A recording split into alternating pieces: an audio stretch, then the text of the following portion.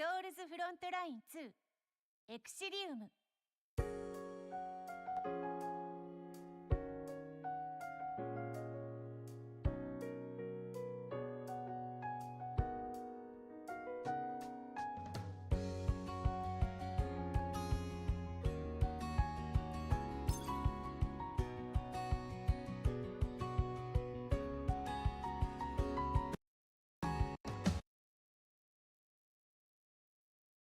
おかえりなさい、指揮官。熱いコーヒーはいかがですか？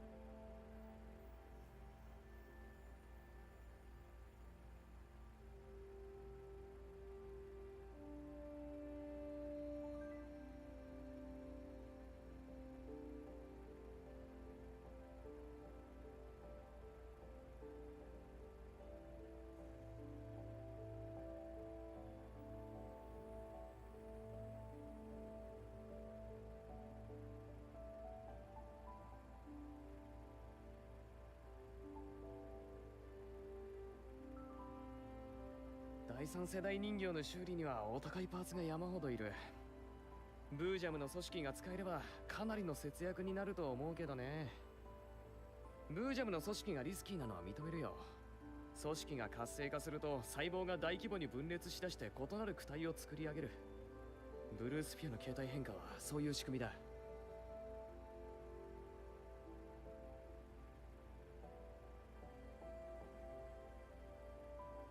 ブージャムの組織の活性化範囲を限定するとなると俺にはお手上げだな。メラニーにならできるかもしれないが。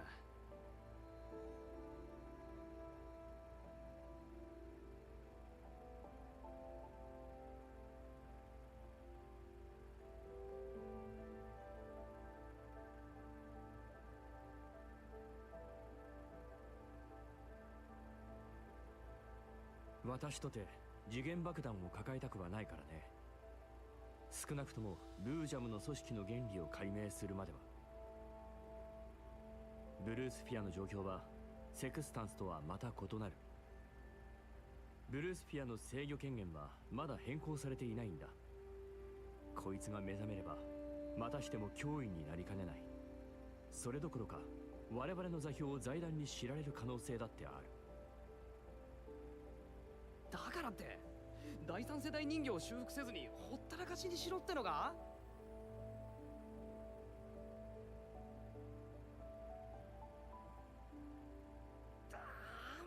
そんなのありかよ。はあ、とりあえず細胞凍結キャビンを超特急で運んでくるようシーアに頼んである。テオンカならブージャム組織もおとなしくなるからな。それを使えばブルースフィアが勝手に目覚めることもないだろうさ。いたって安全だよ。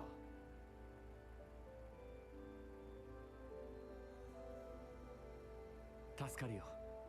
これでメラニーも安心するだろう。ここ数日自由に動けずにいたからね。指揮官、ブルースフィアの件だけれど、素体は完全な監視下にあるわね。自己修復する気配も見られない。安心していいわ。そうか。とはいえエルモ号にこのまま置いておくわけにもいかないな。シーヤが細胞凍結キャビンを届けに来るのは今日だったか。ええ、来る会がシーヤさんを迎えに行ってる。え？ああ、しまった、今日だった。そんじゃ俺は研究室に戻るから。深夜によろしくな。俺は研究に没頭。いや、寝てるってことにしといて。ふーん、立ちながら寝るなんて器用なのね。驚くわ。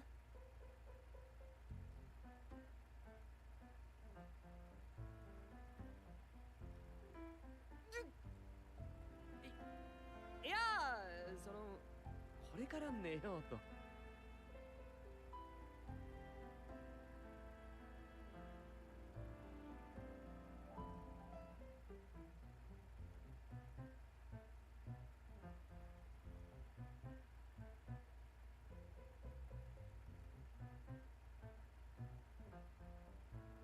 まったく、それでごまかせるのは実家の老人連中だけよ。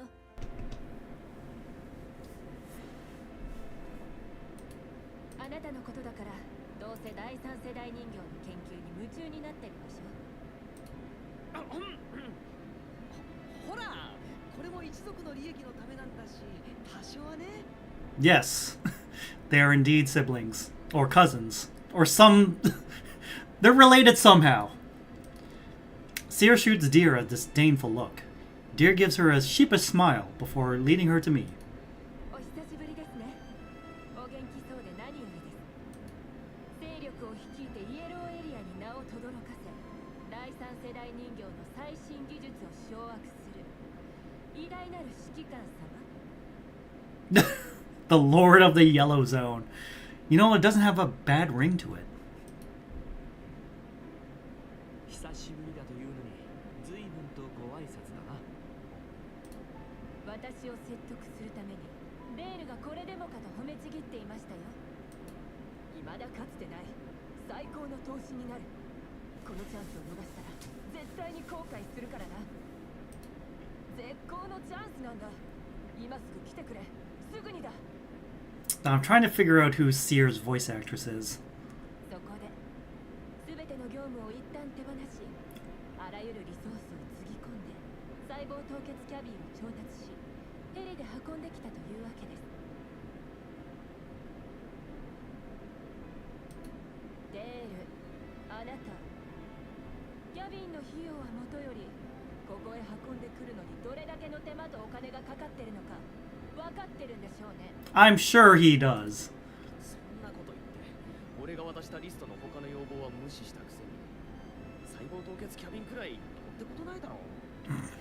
Surely our family can afford to send one cryopreservation chamber. Remember, Deer and Seer's family is fucking rich. Deer himself has described himself as a trust fund baby. They're majorly in the energy sector, but they started out in the supermarket business. 第三世代人形の技術は長いことオルログ財団が独占してきた。それは表向きは技術の共有に乗り気だが、奴らから情報を仕入れるにはとんでもない対価が必要となる。それが今やオルログの連中を迂回して第三世代人形の研究に当たれるんだ。指揮官と協力し合うまたとない機会なんだぞ。まっとうな協力関係であることを祈るわ。一族の資産を横流しするんじゃなくてね。She's got you there, dear. 私としても第三世代人形の研究はぜひともデールに任せたい。そこから得られた関連情報を君たちの一族に還元したっていい。そうこねくっちゃ。Yep, just 180 on that. とはいえ第三世代人形の仕組みがはっきりするまではあまり他論はしないでもらえるかな。そのあたりはご心配なく。第三世代人形の情報を広く公開するのには私も反対ですから。一族の内部においても情報管理は徹底させます。漏洩する危険はないに等しいかと。素晴らしい。それじゃあ俺はプロジェクトの責任者としてエルモ号に残。ダメよ。あなたからの一方的な連絡は許されない。エルモ号の座標は極秘情報だとか、安全性を高めるためだとか、そんな言い訳は通用しないわよ。重要なプロジェクトにはそれに見合う強固なセキュリティが必要不可欠。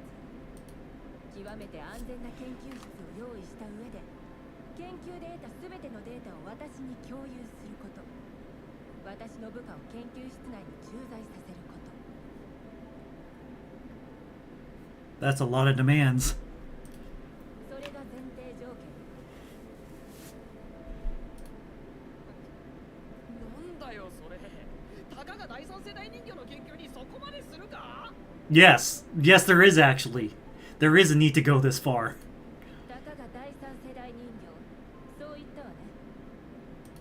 その第三世代人形のために、あなたは私に細胞の活性化を抑制できる凍結キャビンを用意させた。指揮官、第三世代人形の特殊性は素体の材料やメンタルの構造にとどまらないのでは。やっぱりな。報告書は偽れてもシーアの目はごまかせない。それで第三世代人形の製造には生き物の細胞が使われているのね。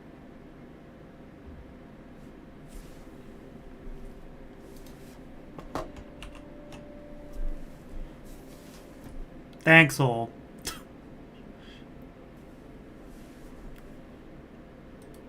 それは動物の？それとも人間の？まあまだ断定はできないかな。どちらでもないのね。ああ、もうやめだやめ。それ以上聞いたって何も出てこないぞ。 Can't choose your own family. その態度、想像以上に事態は悪いよね。まさか放射線患者の細胞を使ってるなんてことは。Deer turns his head aside and pretends to take an interest in the scenery offered by the Elmo's operations room. He desperately avoids eye contact with Seer while glancing at me for help. エルム号での研究はできれば避けてもらいたいね。安全のためだ。そうですね。イエローエリアはいかがでしょう。絶対に安全な場所にします。意外だな。シーアのことだから一族の手の届く場所を選ぶのかと思ったけど。グリーンエリアとホワイトエリアの目はあなたが考えるよりずっと多いわ。この場合は機密性が最も重要になってくる。Yeah, the green and white zones are like surveillance states. The yellow zones are like the Wild West. それに指揮官ほどのお方ならイエローエリアに研究室を設けることもさほど難しくはないでしょうし。Yeah, but doing that would also probably give away the location of the Elmo, wouldn't it? イエローエリアの研究室か。なるほど。心当たりがないのでしたら私からも場所を提供できます。どちらでも構いませんよ。いずれにせよ差し当たってデールがエルモ号に残る言われはありませんね。So in other words, we can just kick him out. すべての条件に同意していただければ本プロジェクトの責任者として一族より彼を正式に派遣いたします。わかった。研究に必要な資源や人手はこちらから十分な数を提供可能です。では私はこれで何せ業務に追われる身ですので心よいお返事をお待ちしております。 Dear T keeps asking me to keep him updated on Blue's first condition till the very moment he leaves. Judging by Seer's attitude and behavior during my discussion with her, third gen dolls seem to be much more highly regarded than I thought. 指揮官、本当にイエローエリアに研究基地を建設するつもり？ I mean, what other choice do we have? We've seen how surveillance state the green and white areas are. エルモ号にブルースピアを乗せておくわけにもいかないだろう。凍結キャビンは応急処置に過ぎない。メラニーとヘレナのためにも第三世代人形をここから遠ざけておきたいんだ。緊急基地に至っては長期的な任務になるだろうな。どうするか。確かに指揮官の言う通りだ。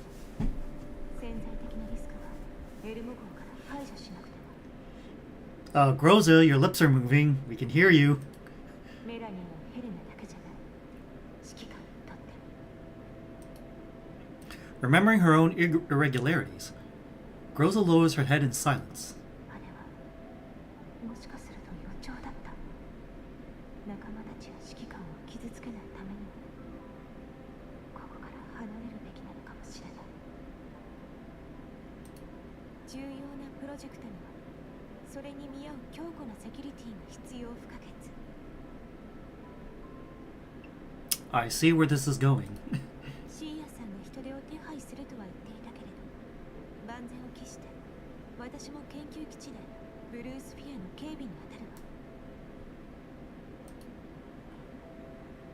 どうしたんだ急に。まだ話も固まってないんだが。もしかしてエルモ号を降りたくなったのか。そういうわけじゃ。私はただ。 A tinge of panic flashes across Groza's face. She clenches her fists and instinctively blurts out her refutation. But she lowers her head a few seconds later, forcing herself to suppress her emotions. あなたの役に立てるなら、たとえエルモ号を降りることになっても喜んでそうすれば。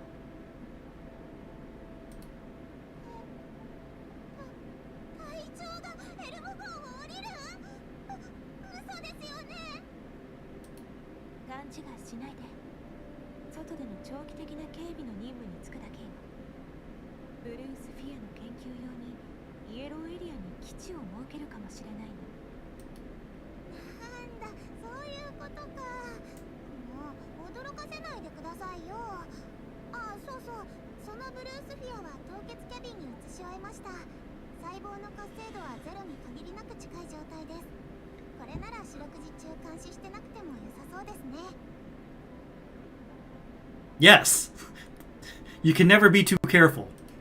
とはいえ、隊長一人でその研究所の警備に当たるつもりですか？さすがに危険なんじゃ。まさか。たとえそうなってもグローザを一人にはしないさ。まだ話し合いの段階なんだ。どこにブルースフィアを配置するかも決まってないしね。ごめんなさい。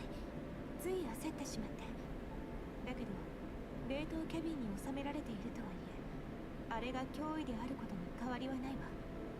できるだけ早くここから。グローザ、いいんだ。まあ君がどうしても降りたいって言うんなら止めないけども。Uh-oh. Is Commander gonna tease Groza a bit? 私は反対です。隊長がエルモ号を降りるだなんて。エルモ号を降りるだなんて一言も言った覚えはないわよ。 Groza heaves a sigh of relief, seemingly moved by my words. She seems much more relaxed now, lifting her head with a relieved smile. 指揮官と離れ離れになるつもりはみじんもないもの。あなたに必要とされる限り私はそばにいるわ。その、なんだ、凍結キャビンも手に入れたことだし、ブルースフィアに関してはそこまで焦る必要もないと思うぞ。まずは体制を整えよう。シーアへの返事はその後でも遅くはない。そうしましょう。あれだけの戦いがあったんですから、しっかり休んでおきませんと。エルモ号にだって整備が必要ですし。そうだな、メイル。いつもお疲れ様。I'll treat you to some rice wine later. はい、指揮官もお疲れ様です。さてと、リビウに着くまでにエルモ号の状態を一通り確認して、モジュールも片っ端から修理しておくか。Do we have the money for that? あ、そういえば、指揮官、闇ブローカーから届いてた見積もり、ご覧になりました？ Uh-oh. もう信じらんない。どこもかしこ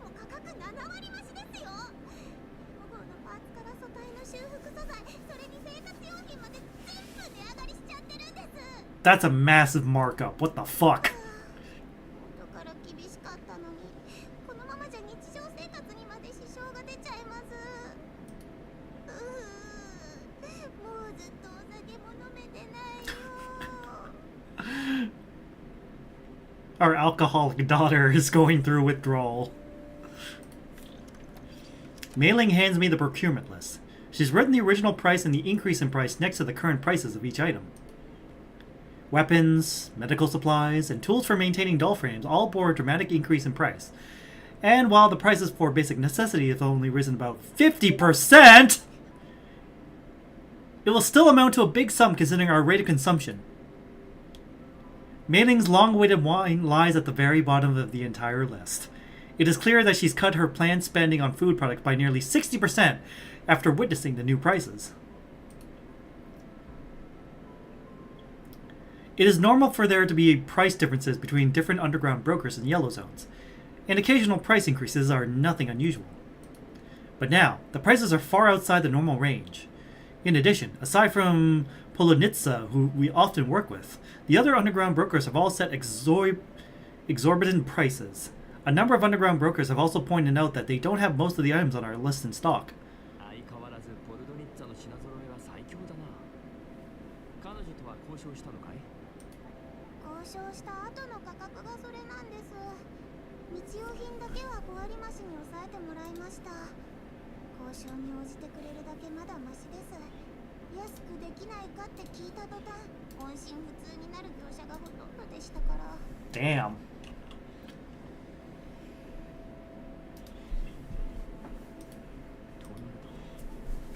イエローエリアの流通に問題が起きている可能性が高いな。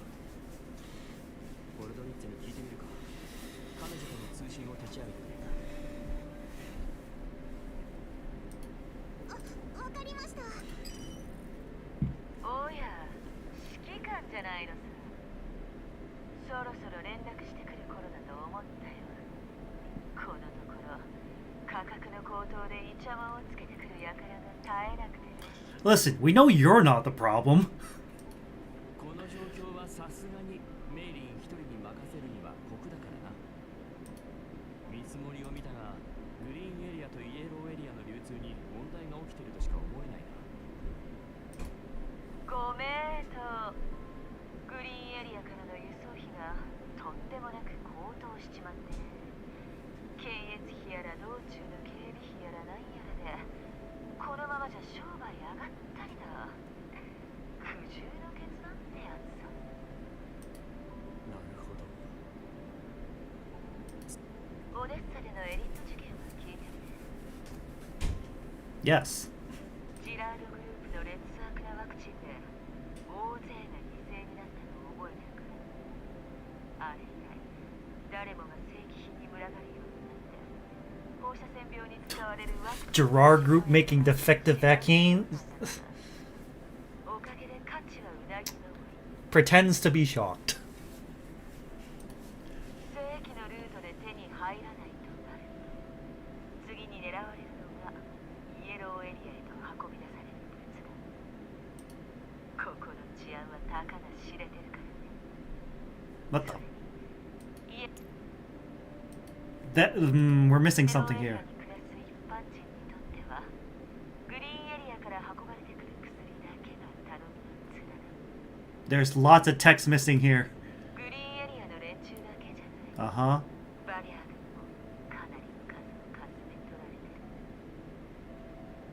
マグニセキュリティがあちこちに検問を敷いて奪われた薬剤の行方を探ってはいるが、どこもかしこも平和とは程遠いね。バリャーグがそれを奪ってどうするんだ。闇ブローカーを通じてグリーンエリアの住民に高値で売り飛ばすのか。さてね、グリーンエリアの住民といえど正規品を負担し続けるのは難しいはずだけど、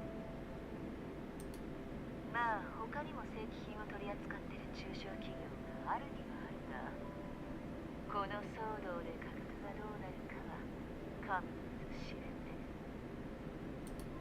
今やブローカー界隈じゃワクチンや薬、その原材料までもが法外な値段で取引されてる。まあ事態が落ち着けば元に戻るだろう。価格の変動が気になるならコーラップスピースの代わりに医薬品と引き換えに物資を提供したんで、物々交換ってやつさ。負けとけ。闇ブローカーまでバリアーグに肩入れするとはな。お得な取引を持ちかけてやったのに、なんて憎さない。まったく。薬の価格が最終的にどうなるか誰にも分かりゃしないんだ。荒稼ぎしてる医療企業と比べたら私らの方がよっぽど良心的ってもん。 Ah, yes, the true enemy, Big Pharma. After I end the call with Polonitsa, Mei-Ling removes a number of items from the procurement list with a pained expression on her face. 残念ですけど、不要な食料品はまた次の機会に。 She's so mature. 日用品を削ったところでちっとも金額が減らないんですけど、もう意味がわかりません。で、薬が強奪されたからって私たちがこんなに取られなきゃいけないんです。 You wanna bust some Varyager skulls? Will that make you feel better, Mei-Ling? Because it'll make me feel better. こんなんだったらグリーンエリアに買い物に行った方がマシですよ。コルドニッタさんの話が本当ならあっちの物価は変化してなさそうですし。そうだな。カリンに連絡して物資を調達してもらうか。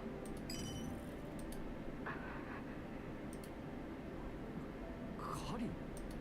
何か指揮官久しぶり。ついさっき指揮官に連絡しようかってカリン姉と話してたんだ。なんて偶然なんだろう。 Ah, we beat you to the punch. それと一心転心ってやつ。私たちが指揮官のこと考えてた時、指揮官も私たちのこと考えてたんだね。ご連絡いただいたのはチップの件ね。 No. チップのことで何か分かったのか。提供いただいた情報に基づきリバさんが分析を行いました。破損状況からしていくつかの仮説が立てられます。そちらの話に準ずるなら磁気パルスによる破損が最も強くね。残念ながらこの技術はすでに特許として申請されてるけど、手に入れるには今しばらく時間がかかりそう。特許の権利を有するのはスチュワートグループ、セシュト&ファルベンに属する企業です。医薬品の原材料の生産を主な生業とする中小企業といったところでしょうか。 Medical industry, you say? そうした中小企業がこれだけの特許を有してるだなんてね。一体どんな研究が進められてるんだか。少し前にイエローエリアへと輸送中の原材料が何者かマグには安くはないわ。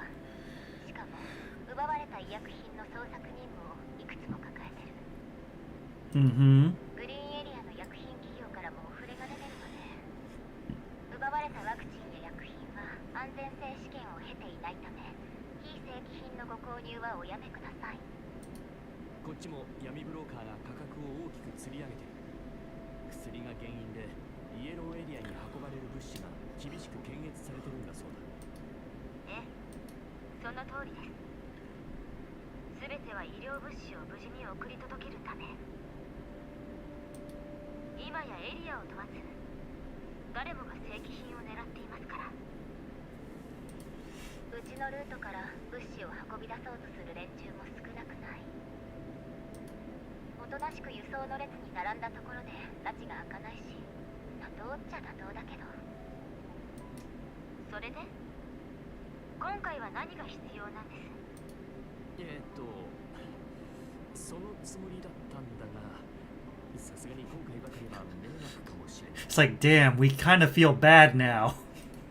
管理局の物資は特例として扱われますので、衛星都市から運び出される貨物にあなた方への物資を含めておくことは可能です。ありがとう。ただ自分から申し出ておいてこんなことを言うのも情けないが、君に余計な手間をかけるつもりはなかったんだ。Uh-oh. 座標とリストをお送りください。どうかお気になさらず。こちらも無償でというわけにもいきませんから。誰もがマグニセキュリティを雇えるわけじゃありません。ブリーフにもイエローエリアへと運ばれる貨物の護衛任務がいくつも降りてきているはず。そういうこと。見返りと言ってはなんだけど、リビウに向かうついでに薬品の原材料を運ぶの手伝ってもらえないかしら。これで少しは気が楽になった？リストの物資は超特急で準備しておくわね。分かった。そういうことならぜひ協力させてくれ。ありがとうカリン。手間だなんておっしゃらないでください。まで Aww. もないあなたからの頼みですもの。 There was a brief silence on the other end. I hesitated, pondering whether I should end the call or not. そうか。すまないな。それじゃ。待ってよ、もう終わり？カリンね、もっと話したいことあるんじゃない？ Oh, Lenna. ただ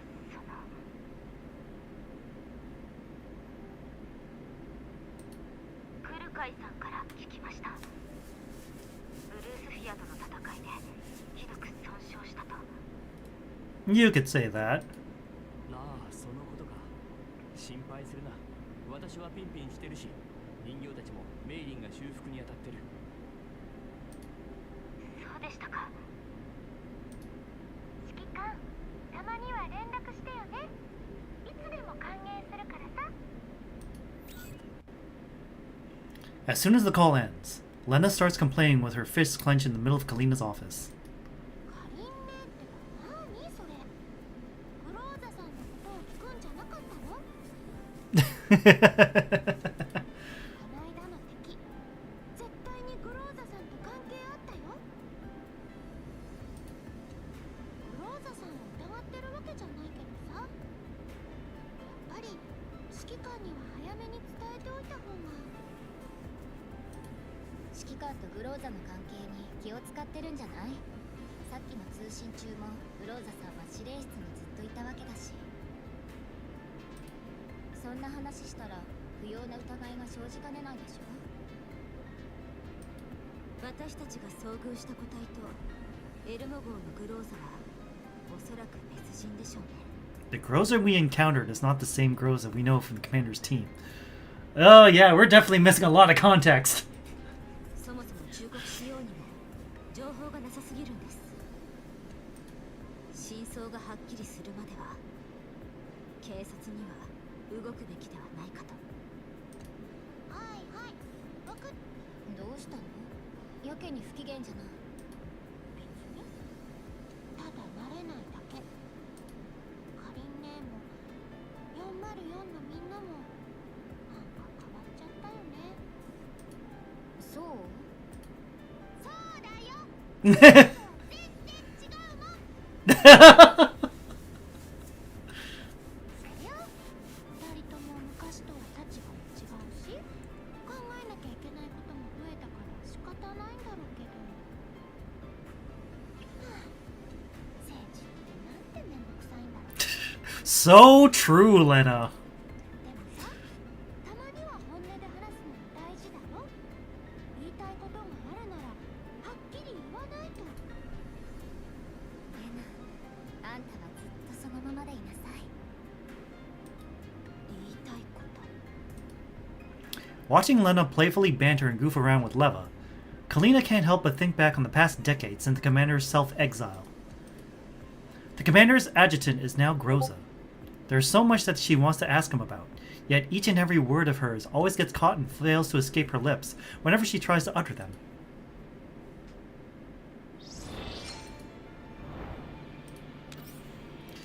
Expensive hopes. Living expenses can differ dramatically from person to person. Alright.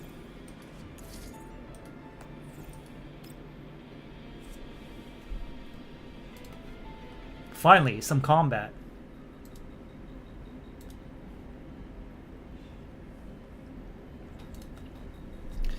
At night, Sect Fabin lab in Kiev's White Zone, clear weather.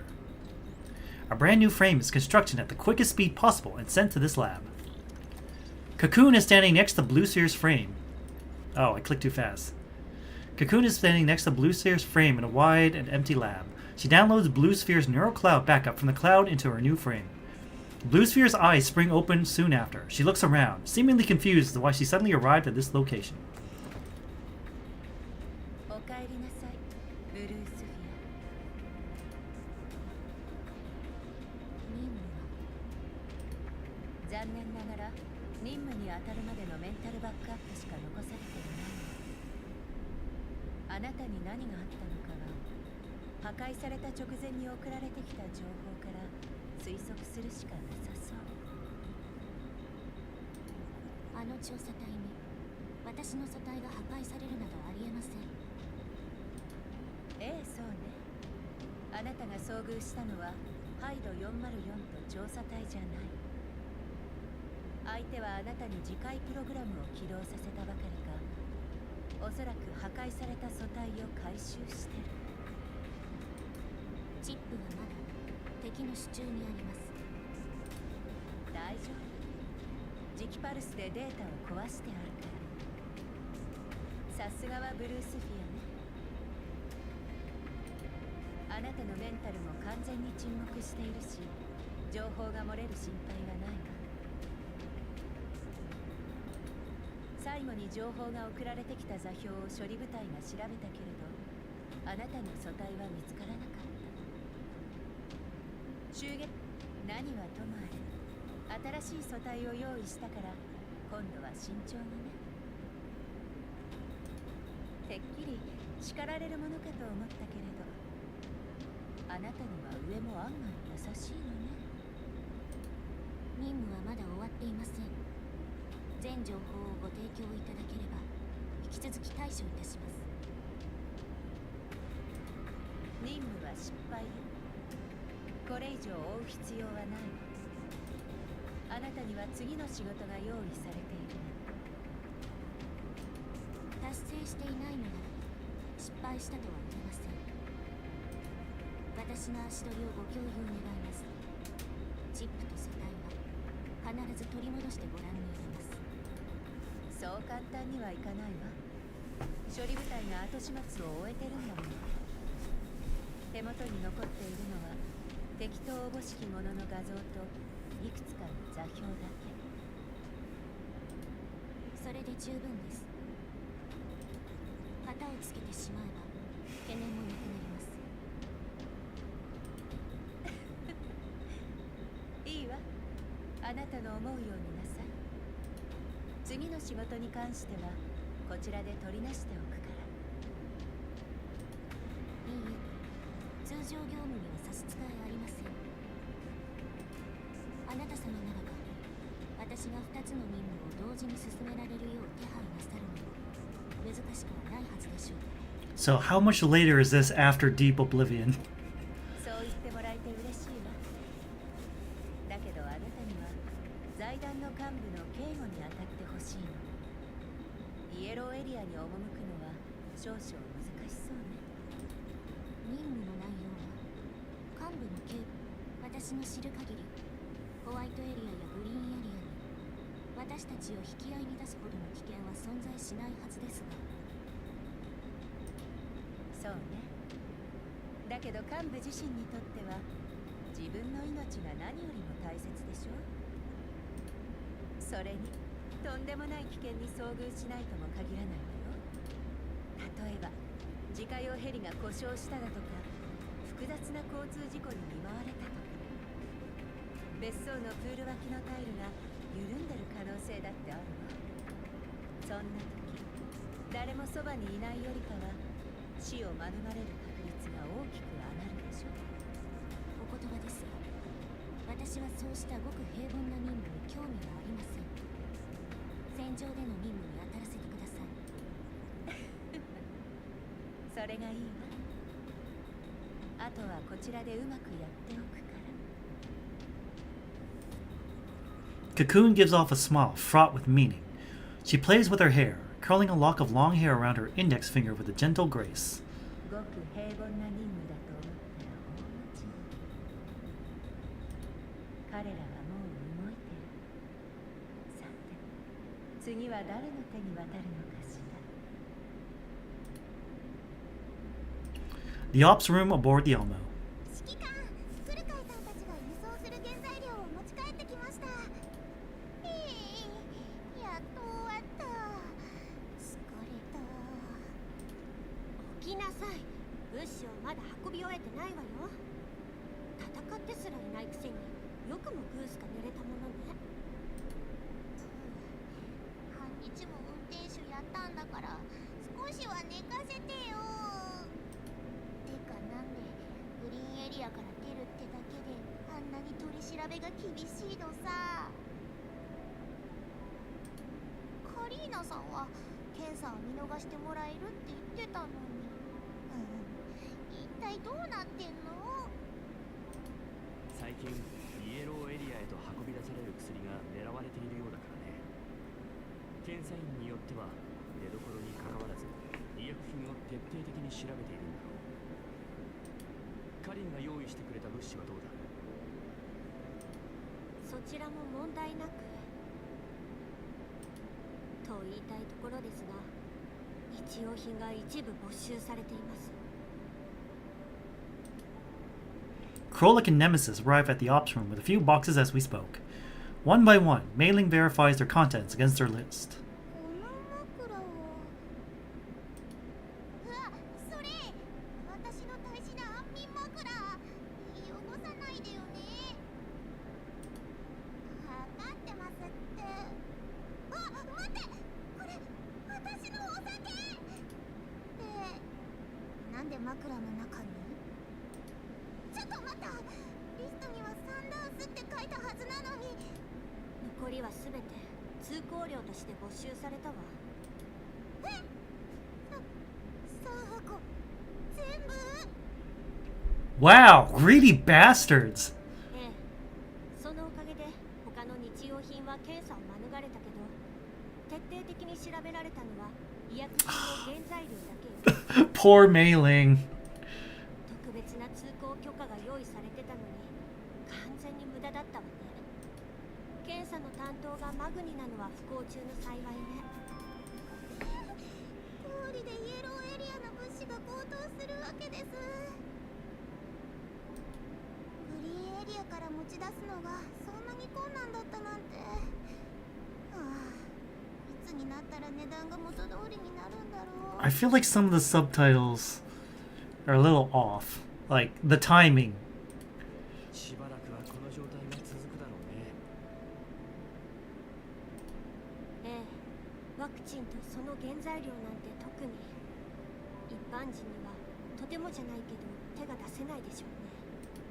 404の第2小隊にも護送の依頼が殺到しています。リバの提案で料金を上げはしましたが、それでも対処。404には依頼が殺到しているのに私たちが繁盛しないのはなぜなんだ。しかし医薬品騒動にも困ったもんだ。このままじゃワクチンどころか住民たちの日常生活にまで支障が出てしまう。いずれ大事になるぞ。みんなに周囲の様子に気を配るよう伝えないと。承知しました。404も出先では警戒しておきます。今はとにかくリバからの物資を届けてしまいましょう。The Elmo speeds forward with its cargo and quickly arrives at the mission destination, a pharmaceutical factory in the Yellow Zone. A lone, low-rise factory stands in the vast emptiness, surrounded by a silent stillness that induces the belief that no one lives here. The factory spits out 3 vehicles to block the Elmo's advance, as if it detected the arrival of outsiders.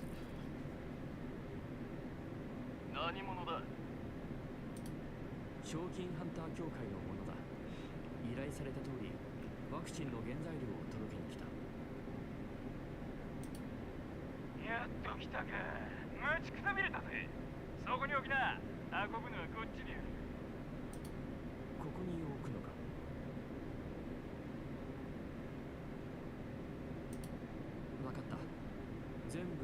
82箱だな。人形たちにそっちの車に運び込みを伝えておく。それでいい。本当に工場に運び込まなくていいんだな。下ろしてまた積み込むとなるとかなり時間がかかるぞ。黙れ。合計で82だ。了解。それじゃあ問題なければ受け取りコード。受け取りコードだ。なんだそりゃ。何も今までなかったぞ。目的地に届けるいいって書いてあっただろ。 Well, this sounds suspicious. いや、そっちの指示なんだが、問題なければ受け取りコードを提供すると。情報が行き届いてないのか。君たちの上層部に聞いてみたらどうだ。そうだな。そのちょっくら聞いてみるか。 It's the Varyagers, isn't it? あったあった。これだな。4040だろ。確認した。行動開始。Trapped. Groza stops carrying the crates and shatters the windshield of the lead vehicle with a jump kick. The driver, unable to react in time, is rendered unconscious with his fate unknown. どうなってんだ。なんで急に。君たち嘘はいけないぞ。箱の数も違うし、受け取りコードなんてもともとなかったよ。そんなバカな。ありえねえ。通信じゃ確かに。あっちゃー、指揮官の罠にまんまと引っかかっちゃったか。やろうとも原材料を奪え。 A massive Varyager swarm Krolik, who stands next to the cargo. She lifts the crate with one hand before hurling forward with great force. ほーれ、あんたらの欲しがってる原材料よ。取ってきな。おいバカ野郎。撃つな。 A number of Varyagers put down their guns. They're about to catch the crate when it's shattered by bullets from Krolik's gun in the next Senate. Wait, Krolik has a gun?! Fragments of the shattered box and shrapnel fly in all directions, leaving Varyagers who got hit crumpled on the ground.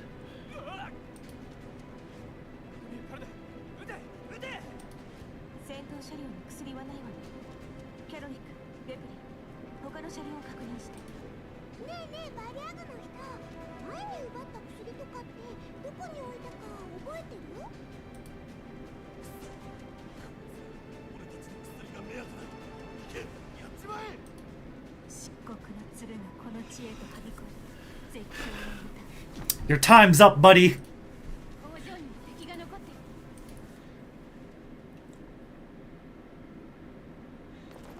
Alright. Beat everyone. Sure. Wait. There we go. 私がみんなを守る。 Alright. So, we can go here. 効果抜群。 Combat to start!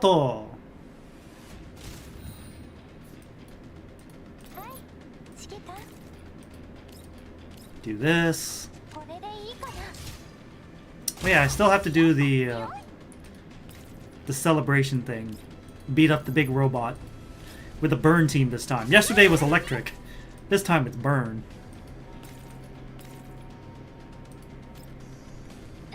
Alright. Activation.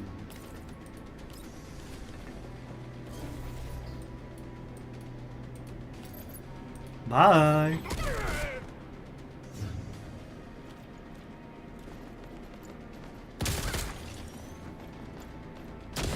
Ow. Alright, let's see how far we can reach. Pretty damn far. Bye. Bye. Bye. Oh, you're not dead. Okay, how about this? Yeah, that'll do it.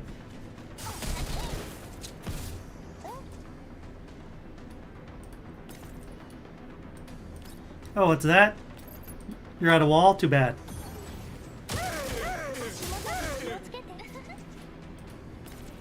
Let's get that.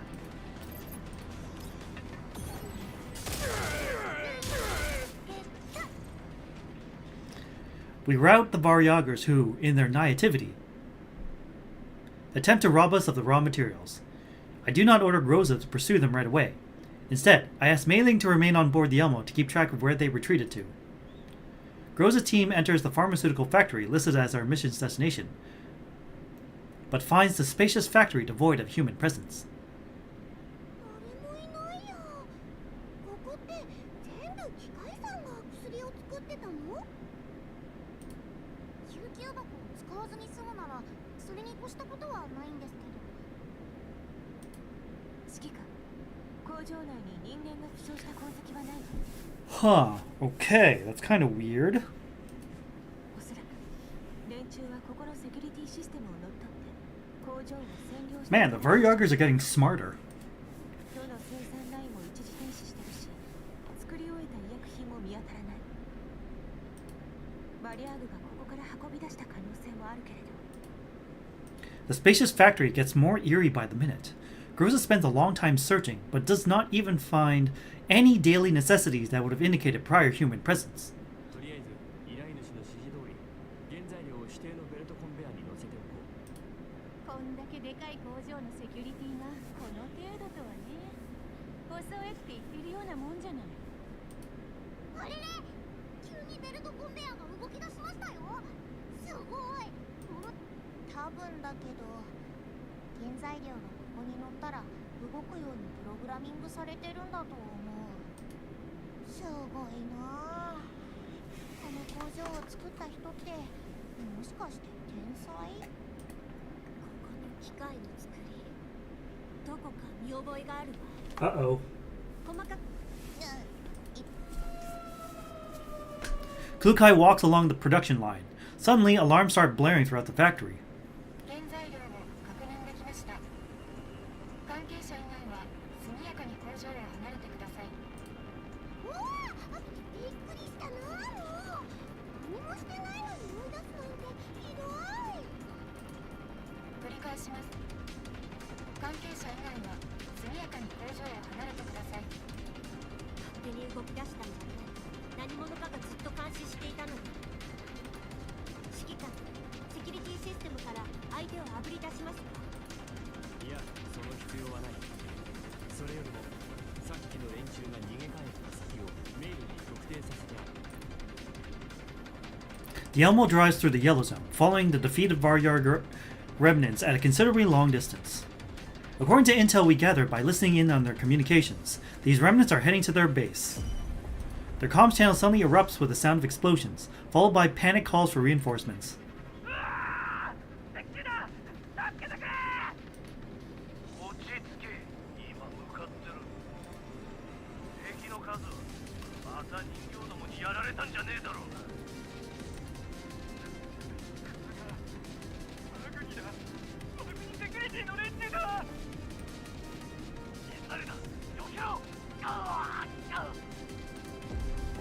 'The comm spits out a cacophony of noises.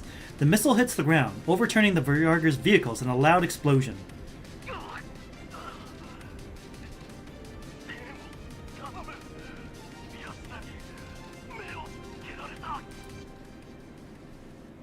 Daytime. Office in ODE-07 within the green zone. Clear weather.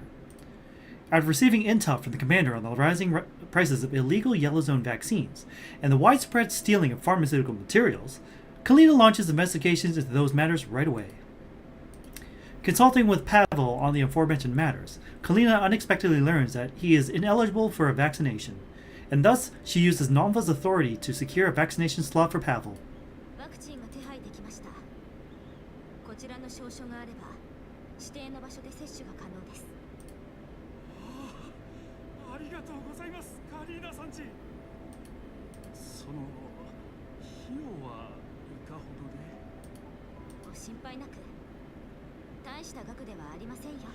Now who's Pavel? それどころか、拍子抜けするほど手配はスムーズだった。管理局の者と一般人の待遇の差がここまでだったなんて。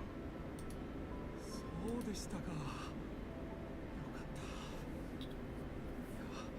た。ワクチンの予約が取れず参っていたんです。本当に助かりました。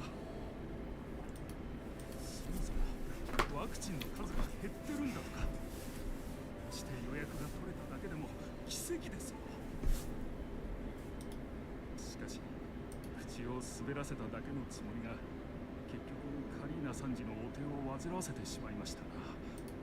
実はあなたに尋ねたいことがあるんです。はあ、尋ねたい。イエローエリアで流通している違法ワクチンをご存知ですか？ジラードグループに一件があった後も依然としてイエローエリアでは大量の違法ワクチンが扱われているのだと聞きました。あの事件を繰り返さないためにもワクチンについて調査を行っているんです。 The newly obtained vaccination voucher in Pavel's hand suddenly feels terribly hot to the touch. He looks to Kalina right in front of him, then to the voucher in his hands. Pavel hesitates for a moment before gritting his teeth and pushing the voucher towards Kalina. すみません。教えられません。イエローエリアで暮らす者はみんなあれに命を救われています。正規品などおいそれと手に入るものじゃありません。自分のためだけに皆を犠牲にすることなど。パベルさん、一つだけ言えるのは違法ワクチンの生産者が誰しも悪人だとは限らないということです。へえ、それなのに自分は正規品がいいんだ。それが全てを物語ってる気がするけど。 Good point, Leva. それはその放射線病関連の医薬品が高騰したせいでイエローエリアへと運ばれる薬を狙った強奪事件が多発してるんですってね。その違法ワクチンとやらが本当に有効ならどうしてグリーンエリアからの正規品が狙われるのか考えたことはない？もしそれが粗悪品だとしたら生産に関わる業者を徹底的に潰した方がどちらかといえば一般人のためになるのは明白でしょ？そうだそうだ頑張って手に入れた薬が偽物で体に悪影響が出たらどうするの？元も子もないよ。それは困ります。でしょ？このまま放っておいたらたくさんの人が苦しむことになるんだよ。確かにその通りかもしれません。なんでだか考えがあらぬ方向に行っていたようです。兄弟たちに違法ワクチンを手に入れた者がいないか聞いてみます。まずはそれを調べてみるのはどうでしょう？助かります。引き換えに正規ワクチンをご用意しましょう。違法ワクチンを取り締まるにはその価格、生産業者、流通ルートの情報が必要なんです。正規のワクチンと私なんぞでよければ喜んですぐに兄弟にワクチンを届けさせます。 Pavel is true to his word. Kalina soon receives a variety of illegal vaccines that are currently in circulation throughout the yellow zones. パベル、ちちゃんってば、ああも簡単にくるめられるなんて心配だよ。驚くわね。このワクチン、市場に出回ってるものの中じゃ最も安くて最も効果が高いわ。 Oh! 正規のワクチンを上回るほどよ。 Wow, plot twist. It not only works, it works better than the official ones, huh? Now that raises even more questions. だけどそれならなんでずっと違法を名乗ってるんだろう。ちゃんとしたルートで材料を手に入れて販売したらいいのに。 Because of red tape, probably. そしたらイエローエリアの人たちもワクチンにありつけて悪い奴らにつけ入る隙もなくなるじゃん。さあ、販売ルートが限定されてるのを見ると大々的に売り出すつもりはないみたいね。製造元はイエローエリアに位置する個人経営の診療所よ。ところが8年前放火にあって診療所は全焼。火事に？診療所を営んでいた夫婦はその火事で命を落としているわね。 What? 犯人は所属のない人形よ。どうも金に困った人間が人形を病院に潜り込ませて薬を奪おうとしたみたい。人気のない深夜を選んだそうだけど。何それ？ Hmm. Nani sore? それも人形にやらせるだなんて信じらんない。まあいろんな人間がいる。所長夫妻のお嬢さんが診療所を継いだけど、今じゃ信用できる常連だとか。このワクチンも重症を患ってるパベルの知り合いが通院が不便だってことを理由に、その私では解析できないけど何らかの活性細胞が含まれてるわね。放射線ウイルスの予防には凄まじい効果があるみたい。この技術イエローエリアに残しておくには惜しいわ。やっぱその診療所の人がワクチンの原材料を奪ったのかな。直接手を下していなくても買い取り手がいないと原材料を奪っても仕方ないでしょ。大方闇ブローカーから仕入れてるんじゃない？いずれにせよこれだけの技術だもの。一連の騒動を差し置いても調査する価値は大いにあるわ。具体的な診療所の座標は分かってる。パベルに仲介者としてイーサという女性を紹介されたけど、どうも病がひどくて身動きが取れないようなのよね。あんたがイーサに代わって診療所を訪問するのよ。グリーンエリアに住む彼女の一人娘が母親を心配して介護用の人形を手配したって筋書きよ。Mm-hmm. オッケー、任せて。バッチリ調査してくるから。Orphe Hospital in the Yellow Zone. Clear weather. Lenna arrives at the coordinates of the Yellow Zone Hospital. The clean and spacious hospital interior exudes a peaceful quiet that contrasts heavily with the scenery and outdoors. A faint calming scent lingers in the air. すごい。イエローエリアにこんな場所があったなんて。グリーンエリアに引けを取らないよ。悪いけど患者は受け付けてないの。ここから車で20分のところに別の医療施設があるから、そちらへどうぞ。Maid. 待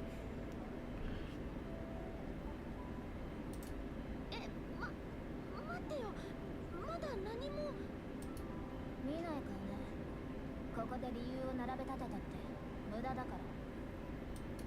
エリンダさんだよね。イーサさんを知ってるかな。彼女が動けないから代わりに薬を取りに来たの。あなたの名前もイーサさんに聞いたよ。あんたなんて知らない。患者の名前を出せば処方してもらえると思わないで。言いなさいよ。イーサとはどういう関係？私はそういう言い訳は何百回と聞いたわ。うちは患者は間に合ってるの。他を当たってちょうだい。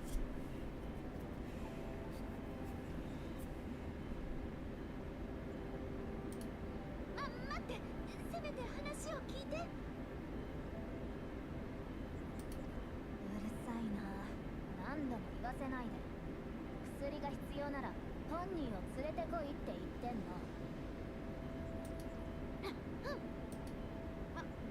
私はイーサの家族なんだ。Ah, classic Lenna answer. Lenna recalls information about Issa that was provided by Leva. Issa has a daughter, her sole remaining family member. Lenna hesitates for a long time before she manages to utter the word family in an uncertain tone of voice. Elinda, who is already waving Lenna away, stops and turns around to look Lenna up and down upon hearing the word family. 意味わかんないんだけど。あんた人形でしょ。人形が人間の家族になれるわけないじゃん。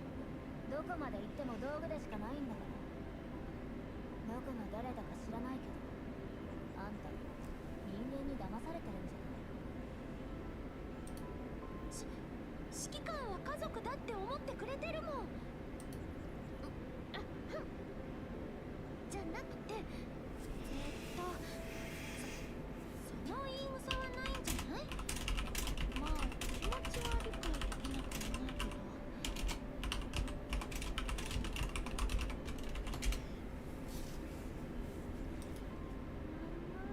だな。まさかリバネーの筋書きが役に立たないなんて。とっさに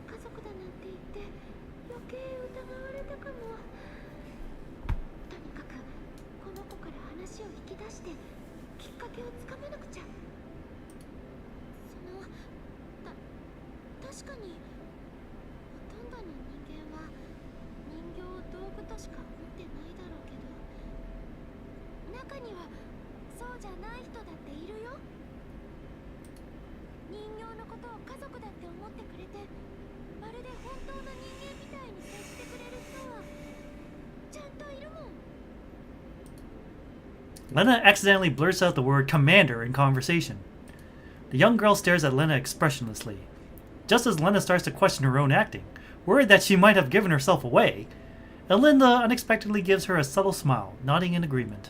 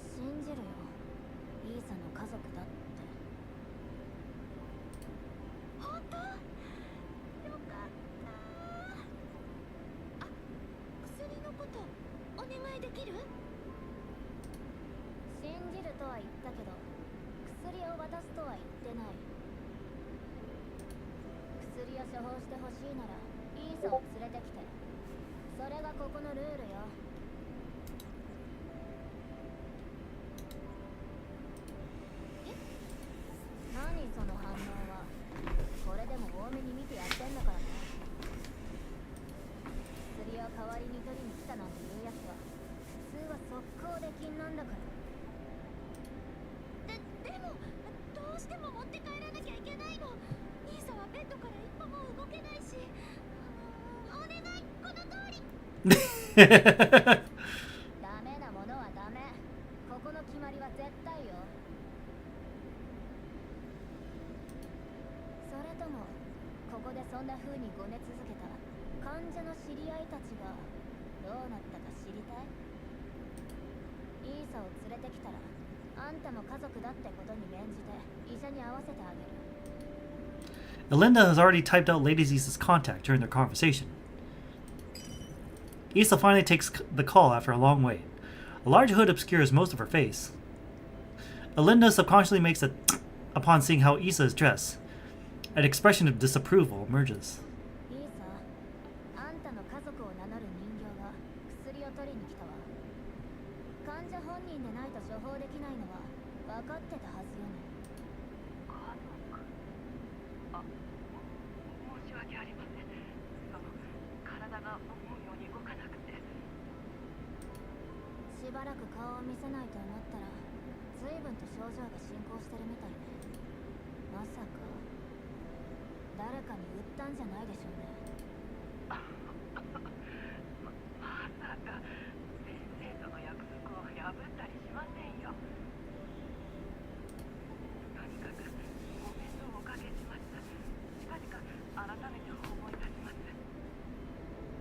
She does not look well at all.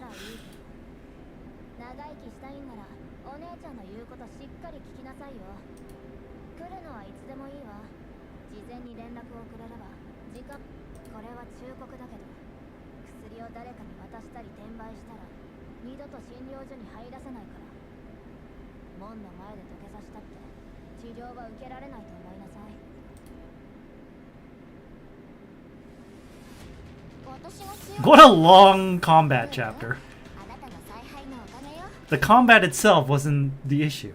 It's all the text and reading. How many? Oh my god. Okay, we got like quite a bit. Tangled roots. Vines twine around each other and use each other, plundering and consuming in a winner-takes-all struggle.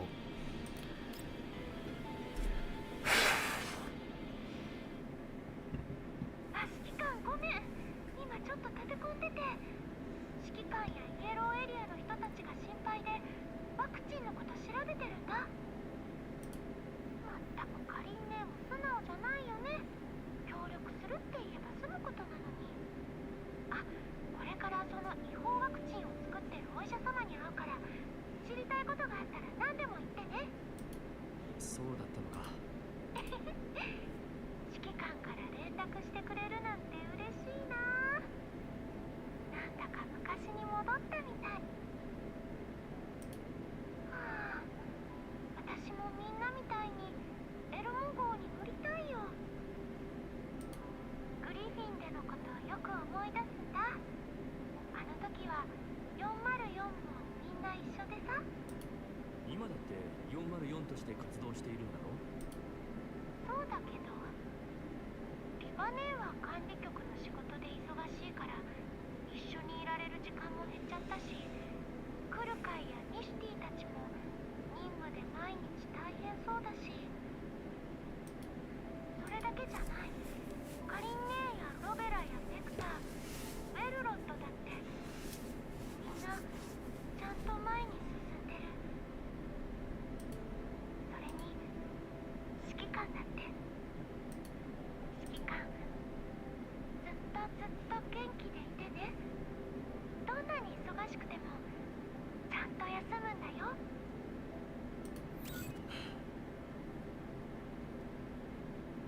Rest, huh? I'm afraid that the secrets that lie within Helena and Melanie are entwined with forces that are more complicated than what I already knew of. The more I investigate, the more I realize it's no longer possible for me to remain an outsider to the conspiracy. I once thought that destroying Paradise would bring an end to all things. But now, I recognize that if I want to wipe Paradise from the face of this earth, not only do I have to eradicate their leaders, I must also obliterate the rapacious conglomerates and consortia who wish to use Paradise as a means to sate their endless gluttony. They are better at hiding their actions and people than Paradise. In fact, they can use Paradise as a scapegoat whenever they are under threat, then lean back and sip on wine while they watch everything unfold. I have never regretted the decision I made a decade back. If I stayed with Griffin, I would have been pushed onto a path of complicity. But now, I'm not blind to the fact that I possess little power by myself. I have Kalina's help and the help of my friends at the moment, but I need more power to gain the chips that would earn us a seat at the table. Seer's proposal and Lenna's words have helped me form an idea of where to set up our temporary base. A place to put Blue Sphere at for further experimentation, to serve as my safe house if the need ever arises, a location to store resources for the Elmo. 指揮官、バリア軍の増援が到着した模様。思ったよりも戦いは長引きそうね。マグニの目的は私たちと同じだろう。奪われた医薬品を探しているんだ。無駄な戦闘は避けたい。敵の敵は味方とは言い難いけれど、何か情報が引き出せるかもしれない。Ah, that's the Yukana voice I know and love. ダンデライオン、マグニの通信を傍受できるか。当然ね。増援の到着でマグニが劣勢を強いられているみたい。Oh, plot twist. Yeah, this is easy. Alright. Cluster remains. Ah, new enemy that we've never faced before. Okay, we'll just drop this here. And then drop this here. Hey, hey, hey.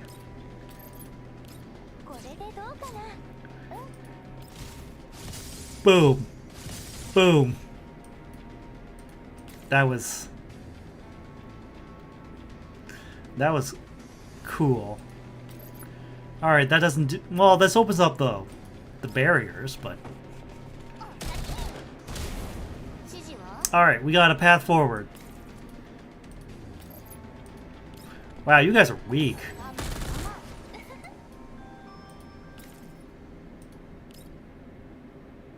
Nope. Yeah.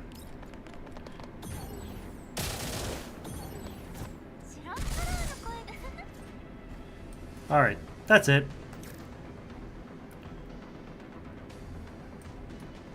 Oh. For some reason it didn't work.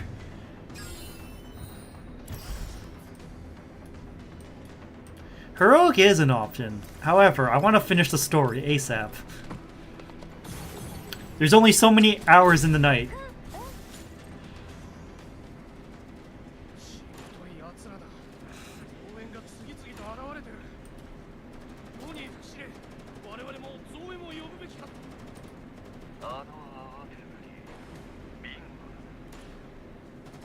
Now who's this guy? カラミティを呼べってか。やめとけ。あの女がしゃしゃり出てくるとろくなことにならね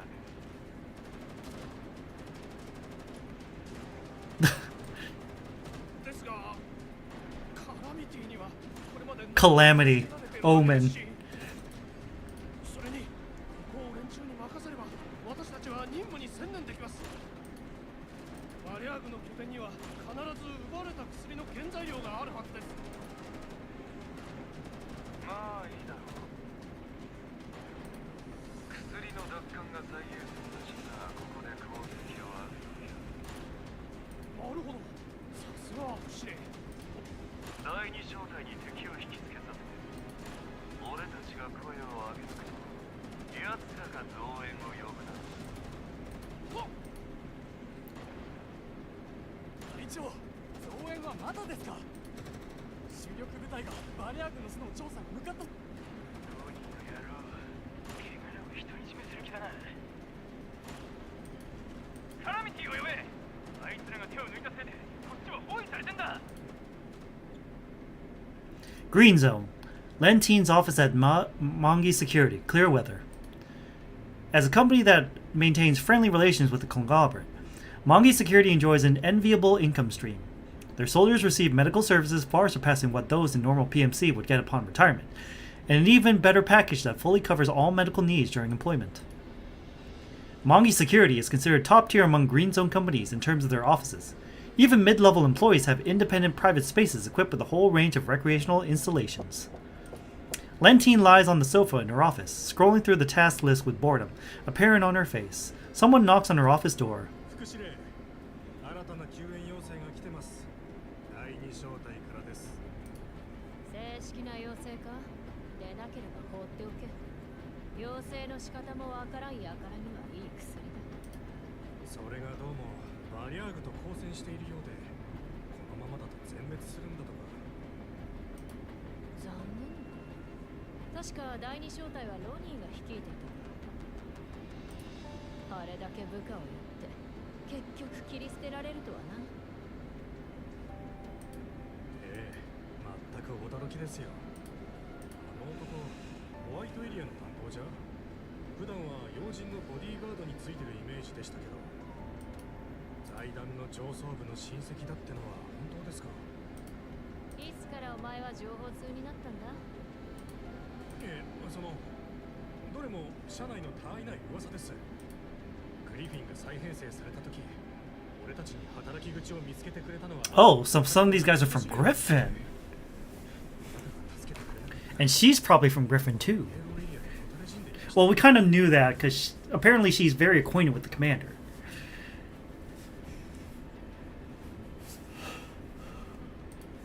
昔の話だ。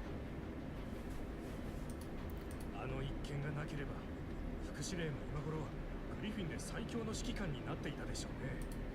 フランクフルトでの功績があるんですから。Oh, she was at Frankfurt too. 詰めるのも時間の問題でしたよ。過去を蒸し返すのはよせ。それにトップにふさわしいのは。Lenteen's face darkens upon mentioning the past. An image of that man's silhouette surfaces in her mind. She's thought about it countless times. The shining image of that man, adorned with glory, decorated with a prestigious position. Never once did she envision that when she saw him again, he would have become an insignificant bounty hunter in the yellow zones. この程度の暮らしで満足なのか。回ってくるのは汚れ仕事ばかり。鋭い刃で居続ければ取って代わられる心配はないが、場に上がるチャンスは巡ってこない。上を目指すには手札がいる。そりゃロニーの正体には及びまマグニでの暮らしには俺たちはおおむね満足してますよ。病気や怪我でリタイアすれば退職金まで手に入りますしね。相変わらずのんきだなお前は。第二小隊に迎撃させつつ撤退させろ。私たちが駆けつける前に全滅されてはかなわん。ロニー小隊の座標を調べる。あの男のことだ。この任務も財団の上層部とつながりがあるに違い。 Orphe Hospital in the Yellow Zone, Clearweather. The first thing Lenna notices upon seeing Issa is her somewhat unsteady gait. A heavy cloak covers the entire length of her body. It is difficult to imagine this hunched, withered lady as the retired soldier described in Pavel's files. 大丈夫？支えるね。 触るな。 Lenna reaches out to assist the woman, only to be rudely swatted away. To Lenna, Issa's body felt unnervingly rock-like. She silently suppresses the suspicion welling up in her heart, maintaining her enthusiasm by her side. Issa, realizing that her reaction was too extreme, finally gives Lenna an apologetic smile. すまないね。驚いたろ。その人に近づかれるの。 Wait, this is the pleasure boat that we were in for the Frostfall event mission. I can see the slot machines back there. This isn't a hospital. It's a fucking casino. パベルに話は聞いたよ。お前さ、グリーンエリアのお偉いさんなんだよね。ワクチンの調査に協力すれば正規なワクチンが受けられるってのは本当なんだね。それよりもイーサさん体調がすごく悪いんじゃない？調査に協力して。 Also, hi Dora. Yes, you're not first. Someone beat you to it. エリアの病院に連れてってあげることもできるけど。いいんだよ。お前さんは優しいね。ここでならどうにか生きていられるが、グリーンエリアじゃ食べ物一つ手に入らないだろうさ。そんなことよりも正規ワクチンが手に入るっていうのは。本当だよ。そうかい。いやー、よかった。安心したよ。私には娘がいてね。グリーンエリアで学校に通ってるんだ。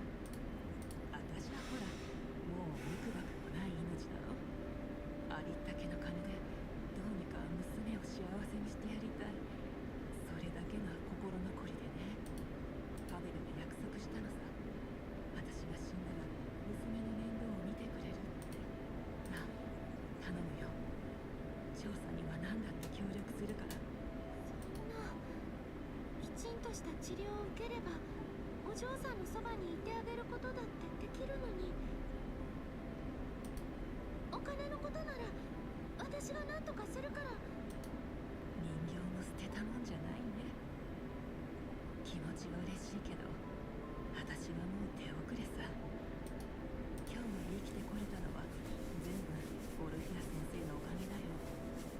先生には申し訳ないが、少しでもあの子の役に立ちたくてね。オルフィア先生は立派で心の優しい方だよ。薬やワクチンの質も申し分ない。私らみたいな貧乏人を助けるために価格をうんと優遇してくれてんのさ。先生に神のご加護がありますように。ここのワクチン正規品と同じくらい効果があるって聞いたよ。一体どうやって作ってるんだろう。さてね、薬の技術はご両親から受け継いだものだろう。先生のご一家はずっと昔からイエローエリアの患者を見てきてるからね。ベテランってやつさ。 Veterans. 診療所が燃やされてご両親は死んじまったがね。先生が患者を選ぶのもその悲劇を繰り返さないためさ。私にはそれ以上のことはわからんね。私だって信頼できる友人に紹介されてここを知ったまでだ。 Understandable. Lenna and Issa reach the hospital's interior mid-conversation. やっと来たわね。なんだ、ちゃんと歩けるんじゃない。いるのよね。手のつけようがなくなってからそのフード外しなさい。重度のエリット患者はいつ理性を失ってもおかしくないわ。聞いてるの？とっとと外しなさいよ。前はもっと元気だったわよね。このフードはどうかお願いです。決してフードで体を隠す理由なんて一つしかないわ。結晶化が進んでるんでしょ。違う？あのさ、本人も嫌がってるんだし、本人を連れてくれば対応してくれるって約束だったよね。はあ？バカも休み休み言いなさいよ。心診察もしないで薬を出せるわけがないじゃない。病気を治したいんなら小賢しい真似はやめることね。Alinda reaches out in an attempt to remove Issa's cloak. Lenna moves in to grab Alinda's wrist. As for Issa, she moves away quickly, wrapping her cloak around her body even more tightly. このエリンダ、患者様には優しくしなさいと言ったでしょ。ふん、イーサさんごめんなさいね。エリンダはただ私が心配なの。どうか無礼を許してちょうだい。いえ、そんな謝るのは私の方です。もちろん。そちらの方は世話を焼いてくれてる人形ですよ。どうも最近体が思うように動かせ。そうだったの。お優しい娘さんがいて幸せね。診察しますから一緒にこちらへどうぞ。だけど診療室には本人しか入れない決まりじゃ。患者様にお茶をお出しして。The consultation room within Orvie Hospital in the Yellow Zone, clear weather. その様子を見ると少なくとも3ヶ月は薬を飲んでいないわね。お嬢さんに薬を残してあげたいのね。私は巷では医薬品が大きく値上がりしているわ。そのせいで予防や治療を諦める方も少なくない。うちは据え置きだから患者様からもワクチンや薬を多めに処方してほしいっていう要望が増えてるの。それに気づいてからは患者様ご本人の分しか処方していないのだけれど、処方した薬がどうなるかは結局は患者様次第だものね。お嬢さんに薬を残してあげたいならちゃんと治療を受けて長生きしてもらわないと。あなたのお嬢さん、お名前は確かリリーさんだったかしら。あなただって彼女の成長を見届けたいでしょ。ええ。あの子は私と違って頭がいいんです。卒業して大企業に勤めることができれば私の二の舞には。そうなのね。それならイーサさんも頑張らなくちゃ。Orpheus' hand moves towards Issa, who hesitates before exposing her arm to the audience. Collapsed crystals have long emerged from her skin. Alinda walks to Orpheus' side upon seeing it, alarmed. この状態で理性を保てるだなんて驚くわ。お嬢さんへの思いがそうさせるのかしら。なんてひどい。こんなの生き袋でしか見たことないよ。医者さんの言う通りだ。一体どうやって理性を保ってるんだろう。ちゃんと薬を飲んでいればこうはならなかったのよ。薬で完治させることはできないけれど、少なくとも進行を遅らせることはできる。とりあえず1ヶ月分を処方しておきましょう。たったの1ヶ月分。待ってください先生、お願いです。イーサさん、お嬢さんのためを思う気持ちはわかるわ。だけどここにもルールというものがあるの。特別扱いはできないのよ。とんでもない、そんなつもりはありません。先生にお会いして心を入れ替えましたから。私は信じてるんですよ。心を強く持てば人は病に負けたりしないって先生がそう言ったんじゃありませんか。コーラプス放射線は私らの体は壊せても私らの意志は壊せやしない。そうね。でもだからといって治療を受けない理由にはならないのよ。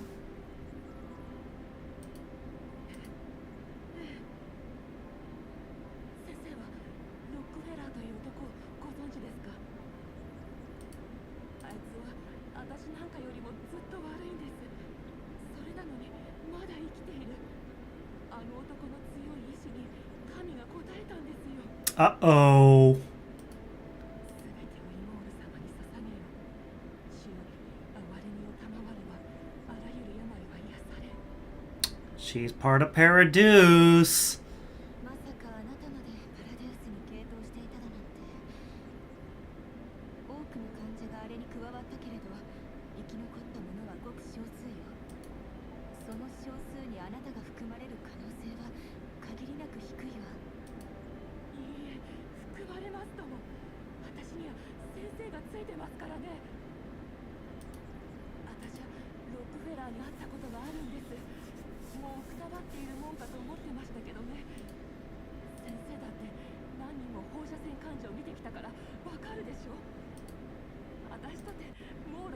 けじゃないんでね。新参者の自分がそうなれるとは思っちゃいません。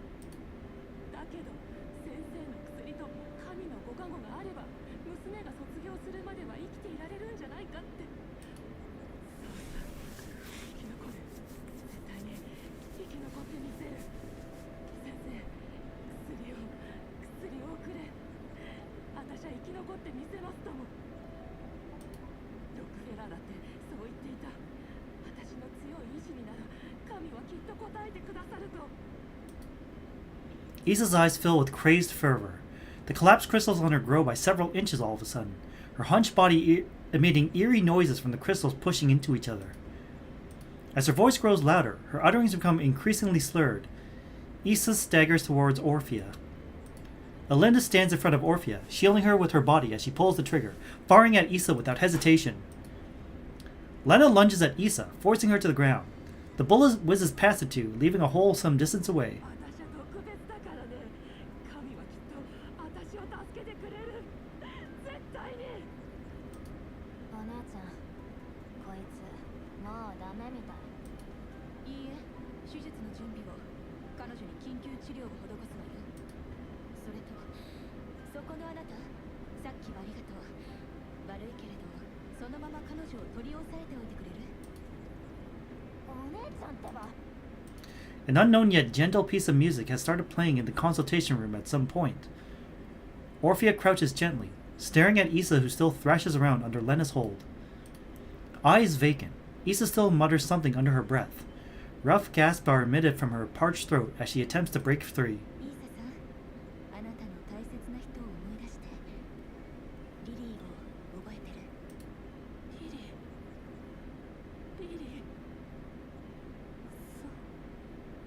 そうだ。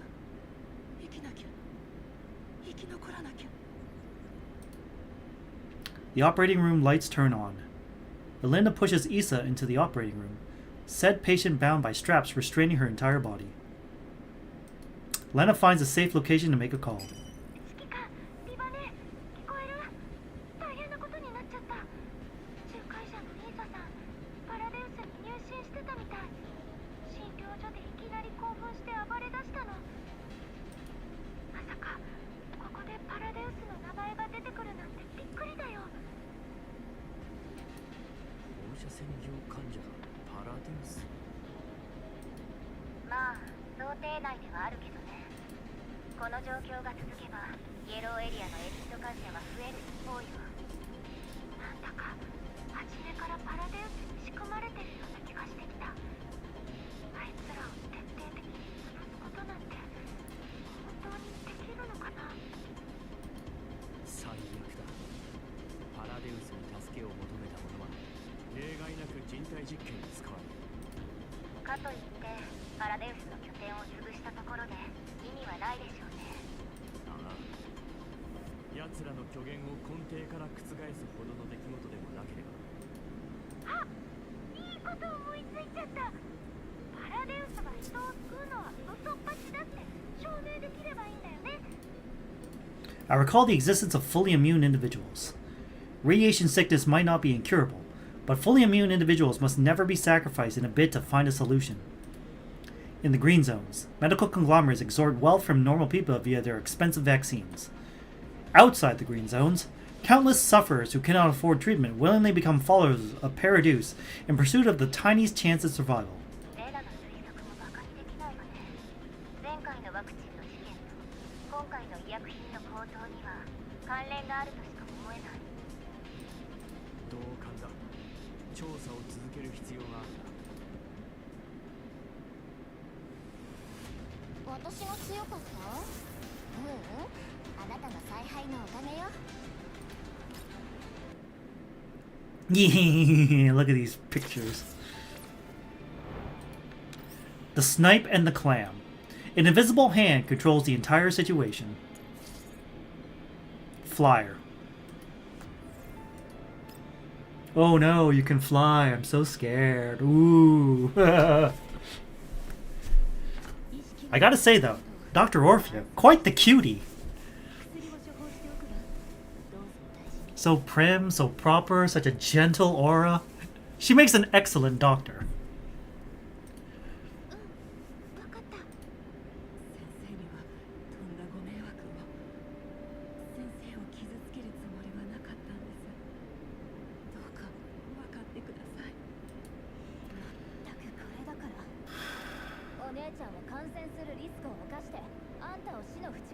ってやったんだからね。感謝しなさいよ。まあお姉ちゃんが無事だったからいいけど、そのお姉ちゃんじゃなかったらあんたみたいな末期患者見捨てられて当然よ。そのパラデウスとやらが治してくれるって。変異した細胞の一部を取り除いておいたわ。時間稼ぎにしかならないでしょうけれど。ありがとうございます。ありがとうございます。一日でも長く生きられれば万々歳ですよ。先生はああ言いましたけど、私は奇跡にかけてみるつもりですよ。入信して誰もが救われるなら、今頃イエローエリアにパラデウス病院がいくつも建っているはず。あらゆる医療技術の陰には数えきれないほどの犠牲が横たわっているぞ。ロックフェラーが本当に治っていたとしても、他の者たちは。心配いりませんよ。そうだ、こういうのはどうです？神による治療がどんなものなのかこの目で見てくるというのは、それを先生に教えますから。 I don't think you'll be alive long to do that. だから先生、お願いです。どうか薬を多めに処方してもらえませんか。それさえあればきっと何もかもうまくいきますから。頼みます。この通り。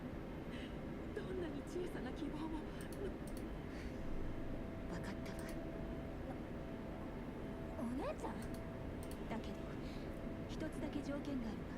Oh, that's a bad idea. パラデウス This is not going to end well for Orphea. 先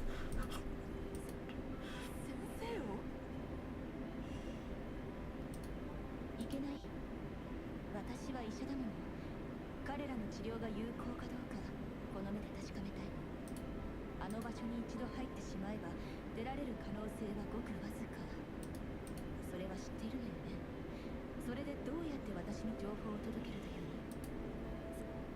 それは。パラデウスのことは前から気になっていたのよね。待ってよお姉ちゃん、意味がわかんないよ。どうしてそうなるの？そんな危険な場所にお姉ちゃんを行かせられるわけない。ダメ、絶対にダメだからね。お姉ちゃんが行くくらいなら私が行く。そんであいつらの治療法とかいうのを全部暴いてやるんだから。待って、それなら私が行ってくるよ。イーサさんのことは私に任せて。必ず無事に戻ってみせるから安心して。戦術人形？あんたが？さっきだってエリンダの弾丸を避けたの見てたでしょ。勝手にすれば。お姉ちゃんが巻き込まれなければそれでいいわ。 Daytime, aboard the Elmo in the Yellow Zone. Clear weather. The ops room within the Elmo. あんた一人でパラデウスの巣に忍び込む気やるじゃない。えイエローエリアにある人気のない空き地に行くみたい。そんなところに拠点があるとは思えないけど。念のため最悪の事態を予想しておきなさい。分かってるって。任せといて。神の救いとやらがどんなものなのか見に行ってやろうじゃん。それに一応潜入任務に違いないし、情報を集め終えたら誰にも見つからずにこっそり抜け出してみせるからさ。簡単には入れても出るのはそう容易じゃないはずよ。それにしても随分と大胆に出たわね。だってさ、404のみんな最近すっごく頑張ってるじゃん。それに一人で侵入するって言っても私の後ろにはビバネーや指揮官や404のみんながついてるもん。そうだな。具体的な拠点の位置が分かったら念のためクルカイたちを支援に向かわせよう。その必要はないわ。 If Klukai's and the others at the commander's current coordinates, they'll take some time to reach Lenna. ちょうどその空き地の近くで404の第2小隊が任務に当たってるの。彼女たちを向かわせるから。え、らたちは任務で忙しいんじゃなかった？それは第一小隊も同じよ。指揮官が噛んでると知ればみんな喜んで駆けつけるわ。心強いな。だけど万が一のためだ。来る会の手が空いたら彼女たちも現地に向かわせるよ。エナ、くれぐれも気をつけろ。絶対に無理はするな。安心してよ。人間に見えるようにオルフィア先生とお化粧してくれることになってるから。あ、先生が呼んでる。それじゃ。指揮官、悩んでる？ Melanie. 私、ちゃんとお利口にしてた。ブルースフィアは凍ってるんだし、そろそろ自由に歩き回ったっていいんじゃない？静寂の経験に心の輪郭を描き出す。 Melanie can now relax now that Blue Sphere is put on ice. はあ？私が子供好きなわけないでしょうが。たとえ指揮官の She's not my kid, I think. なんでもない。メラに関係ないことよ。じろじろ見てるのよ、あんたたち。ネシス、メラにはあんたが面倒見なさい。任務はまだなの？私、じっとしてる。指揮官に迷惑かけない。指揮官、ダンデライオンによる逆探知でバリア軍の拠点の場所が判明したわ。よし、マグニを迂回して軍用車でそちらに向かおう。了解。 Varyager base in the Yellow Zone. Clear weather. 何度も言わせんじゃねえぞ。やむな、かかれ。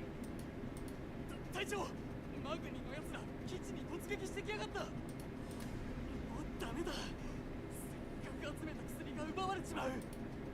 この無能どもが。てめえらが尻尾巻いて逃げ帰るからだろ。とっとと物資を運び出せ。マグニどもに奪われたら承知しねえぞ。おい、物資を運べ。 Varyager flings the heavy-duty truck's door open and drives it towards the vaccines awaiting transfer. The door to the storage space opens. He instinctively looks behind and catches some kind of clothing fluttering. A sharp sound of bones breaking is heard before he completely loses consciousness. 確認できました。積んであるのは医薬品に間違いありません。なんて数。軍用車がいくつあっても足りなさそう。モテるだけ待って一時撤退しましょう。復讐の気配。 The scent of revenge. ほら、さっさと乗って。飛ばすわよ。 Way to go, Team Groza. Boom. Krolik spins the steering wheel, masterfully swerving away from the shell fired at them at the very last second. Both Mongi security and the Varyager's convoys are under concentrated fire.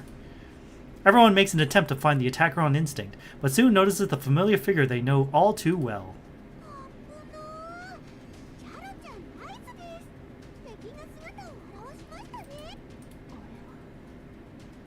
ブルースフィア。その通り。だけどエルモ号が凍ってるやつじゃない。副司令。敵が我々の手には負えません。物資を運び続けろ。無茶です。あんな人形にかなうわけがない。第三世代人形、なぜここにいる？人形との通信を試みよう。ダメです。どういうことだ？なぜ第三世代人形がマグニを攻撃する？あの人形なら知っている。上につなぐ。あれか。テスト&ファルベンの人形だ。前回の任務はすでに完了した。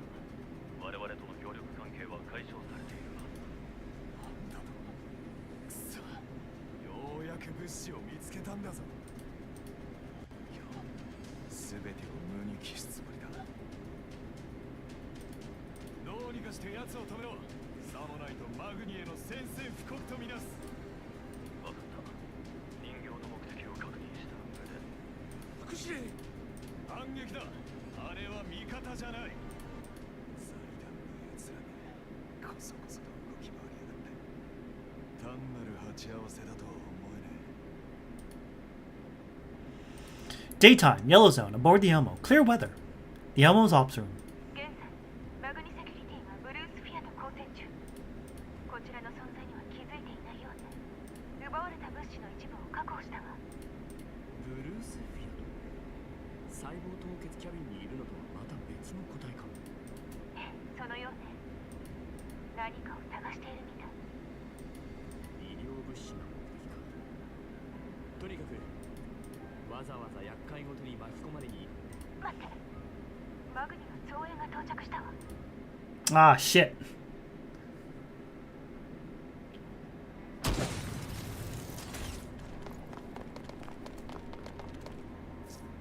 The enemies are tied up in a messy battle. They don't seem to have noticed us yet.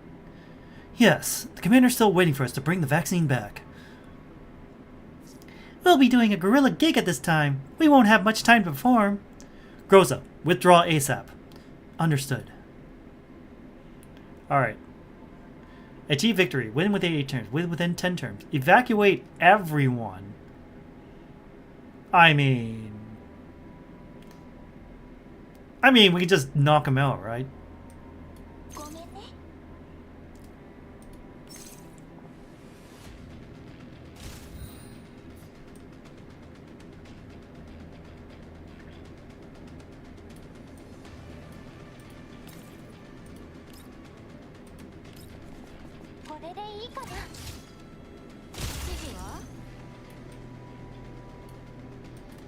I mean, we could just run away.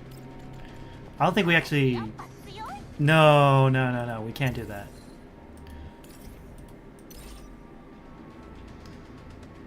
Alright, we have to stay, like... The cloaking only works if we stay away from the enemy. Wait, how come... How come Jiang Yu isn't cloaked?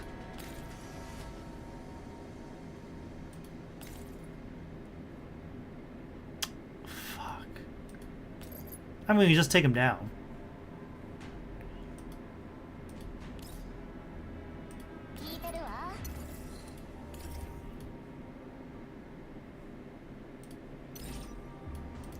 I mean, I don't think there's a problem if we just take them all out.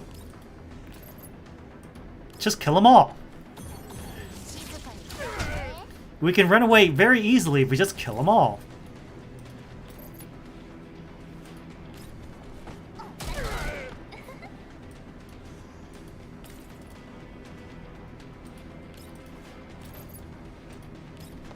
What's the problem?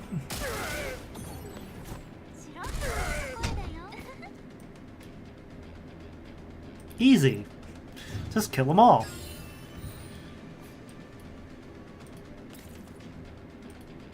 Bye. Hello, Hydra. Thank you for the lurk.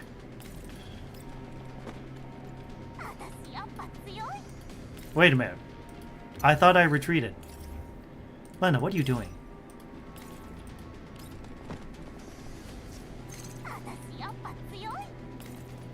Oh yeah, we can just punch.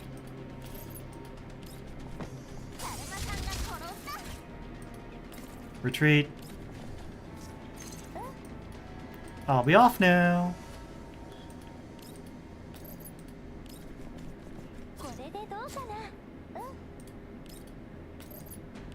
No problems here.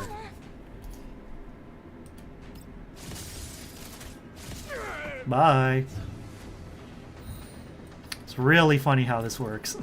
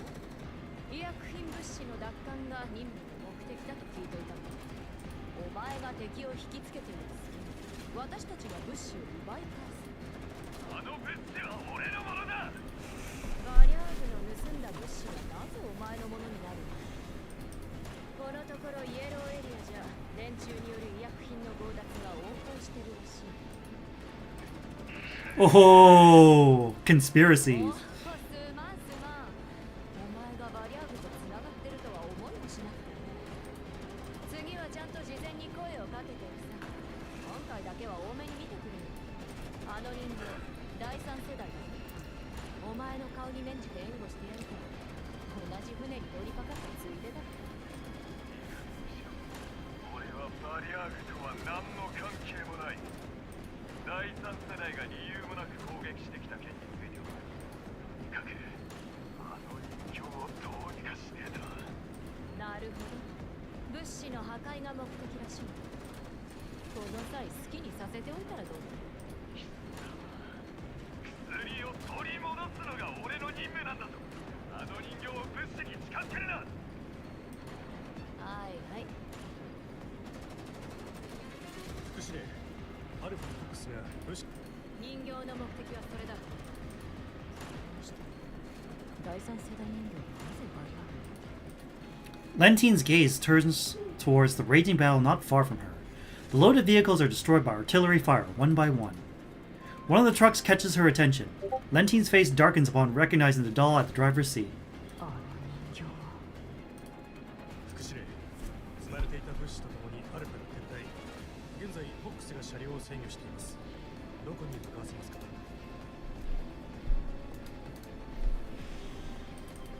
倉庫の内部。人形をそこに誘導する。 Blue Sphere walks into the warehouse. The incessant Varyagras behind her try to block her to the rest of her ability. Her gaze sweeps across the various types of cargo. Vaccines, pharmaceutical materials, weapons. But whatever she is looking for, it's not there. She steps on a landmine, causing an explosion to erupt from the warehouse. Gunfire from armored vehicles and RPGs rain down on her location, engulfing Blue Sphere. 沈黙したか。相手は第三世代人形だ。油断するな。 Blue Sphere emerges from the smoke. Bullets swarm her, following her every move akin to a crowd of furious hornets. But she simply disintegrates the entire warehouse before leaving, paying no attention to her attackers. 逃げやがった。やってくれたな。ノーニーのやつらかなりの損失でしたね。しかも肝心の物資は俺たちにかすめ取られてるときた。物資に執着するからだ。自業自得だよ。しかし、妙なこともあったもんです。第三世代の人形は財団の所有物じゃなかったんですか。さてね。人形は命令に従うだけの機械だ。財団も一枚岩ではないということだろう。 Green Zone, an office block owned by Mongi Security, Clearweather. ご説明いただきたいですわね。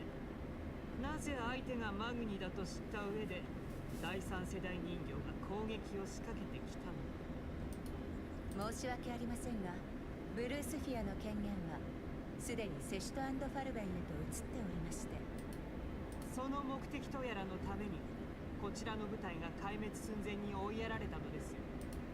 説明する必要はないと。任務に忠実で余計な干渉も詮索もしない。だからこそ私たちセシュト&ファルベンはマグニとの提携を選んだはずです。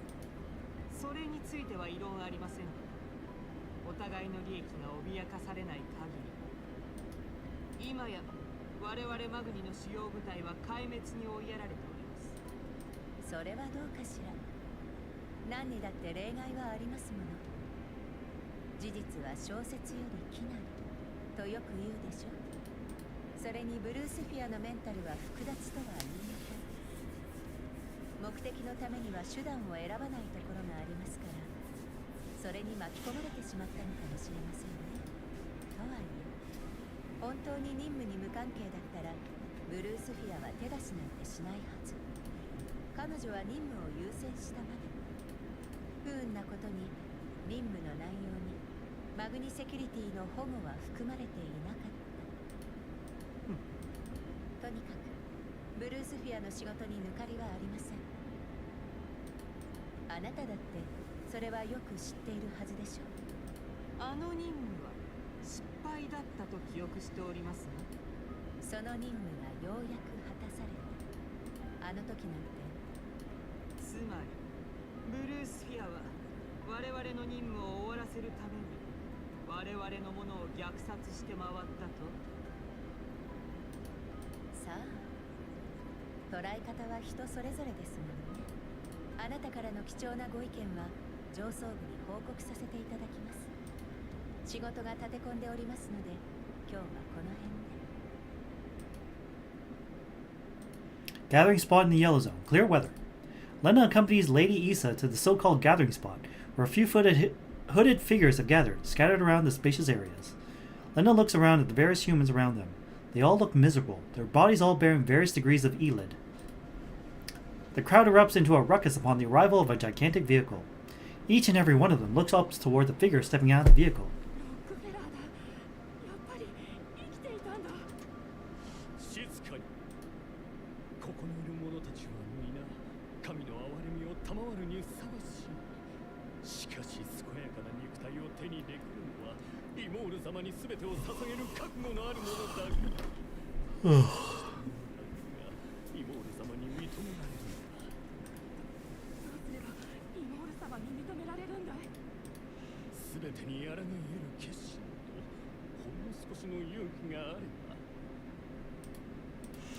A niter gives Rockefeller a tube of drugs. Rockefeller displays the test tube full of red liquid to the crowd before drinking it all in one fell swoop.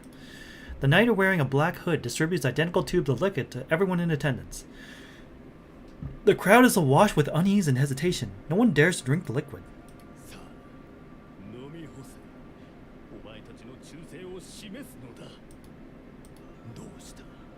覚悟を決めた者はいないのか？飲むさ。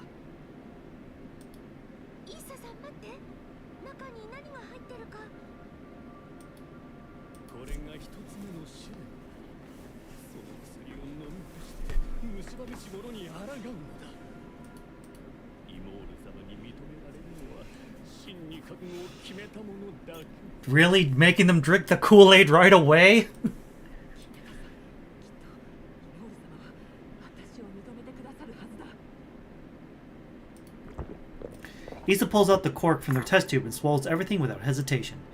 Several seconds later, she curls up on the ground, groaning in pain.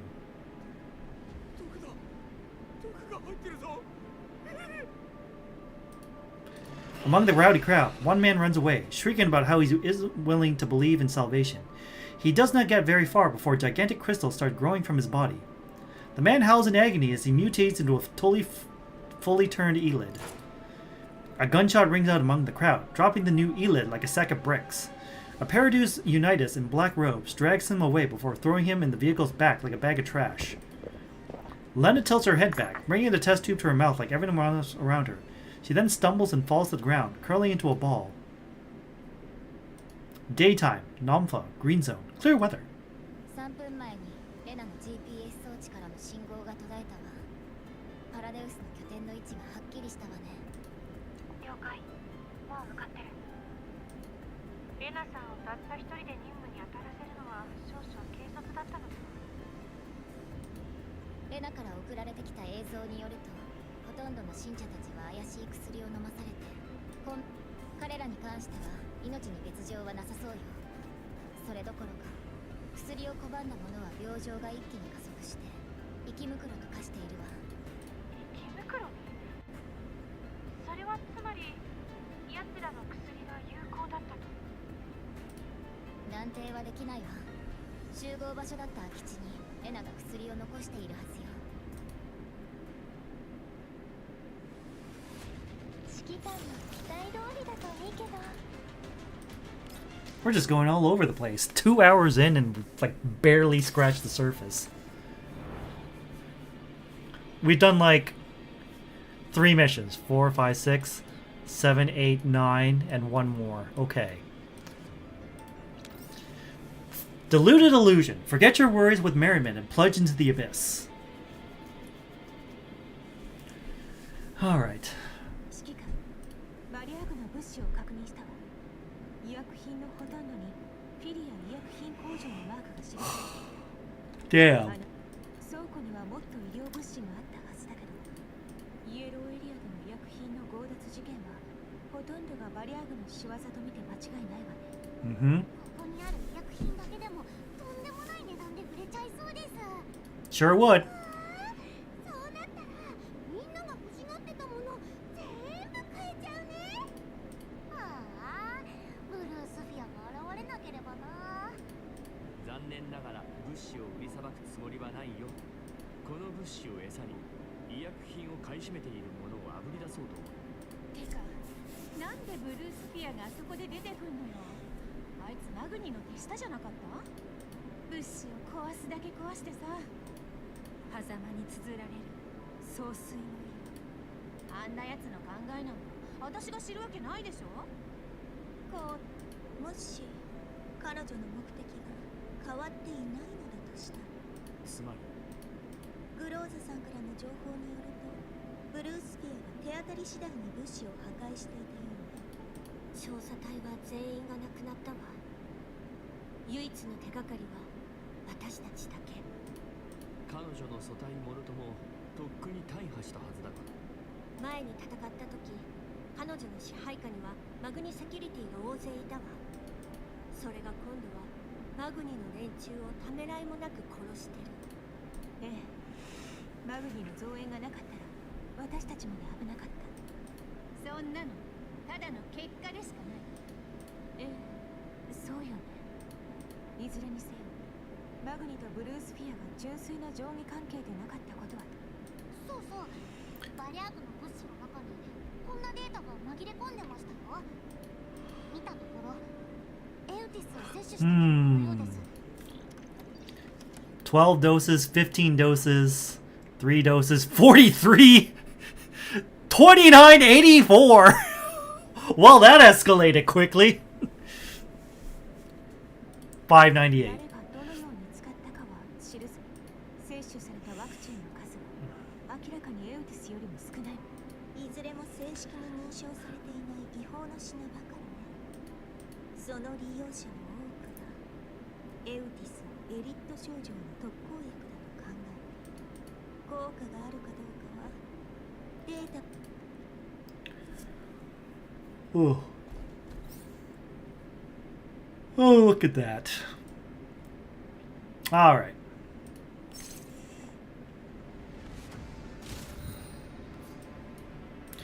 We just popped. No, not that. Not that. That. There we go. これでどうかな。Block this little guy. He's just a little guy. Bye. Bye. Bye. Bye.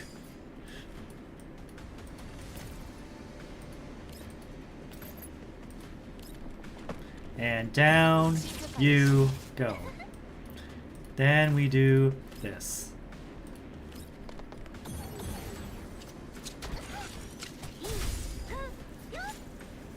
実際のところ、エリット症状に対する有効性実験では、エウティスには症状を約 20% 以上も軽減するといった精神的な苦痛が取り除かれることで痛みを忘れる。思ったよりも効果あるんだ。その場しのぎですけどね。一時的に痛みを取り除けるだけのDoku. いわば毒薬です。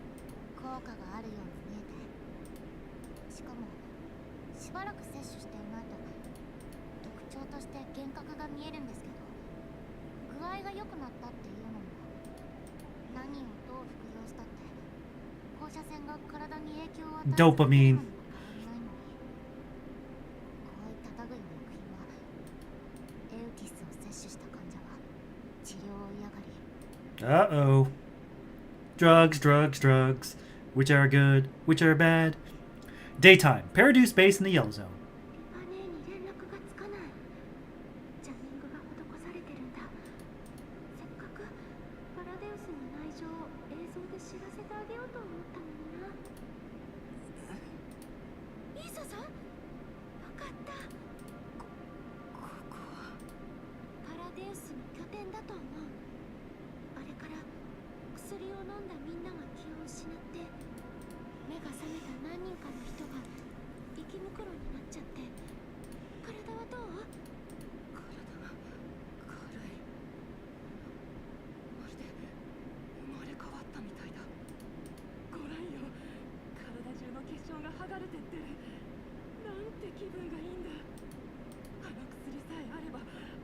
治る。この手でリリーに触れることだって。本当だ。さっきまで苦しそうにうずくまってたのに。神に選ばれていない者には、オルフィア先生も言っていた。放射線は私らの細胞に影響するから、人間はその苦しみに抗えなくて、やがて頭がいかれ、その痛みに打ち勝つには強い意志がいる。そうなのかな。ああ、そうさ。そうに決まってる。この私が何よりの証拠だ。そうだ。イモール様に会わなくちゃ。The ruckus gradually rouses more and more of the broken humans around them. One by one, they join Issa in her cries. A single Unitas clad in black robes walks around the crowd slowly, looking down at them from above. 選ばれし者たち、これより次の試練を受ける。それを乗り越えた者だけが。The Unitas raises a bundle of test tubes filled with red liquid up high, then tosses them towards the crowd. 1, 2, 3. The crowd swarms around the drugs, causing a stampede. One person falls down. Another stomps on him savagely. He struggles to try to get up. A roar of rage erupts from his mouth, his mutated hand grabbing ankles and pulling people to the ground.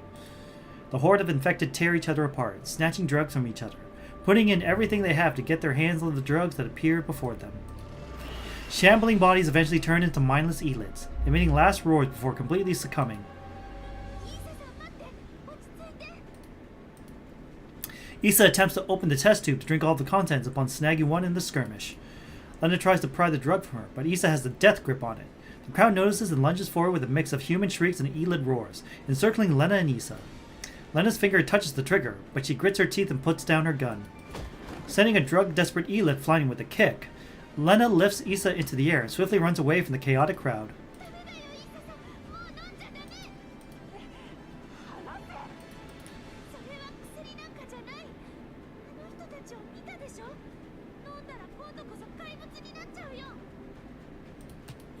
Issa pays Lenna no attention and pulls back the cork from the test tube.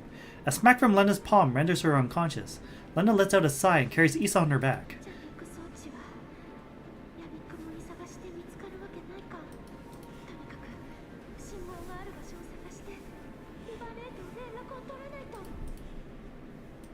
A jeep speeds through the yellow zone at top speed.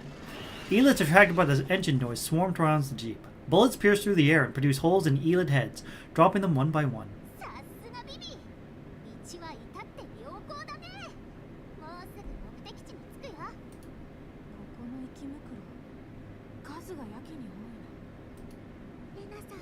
Harpsy!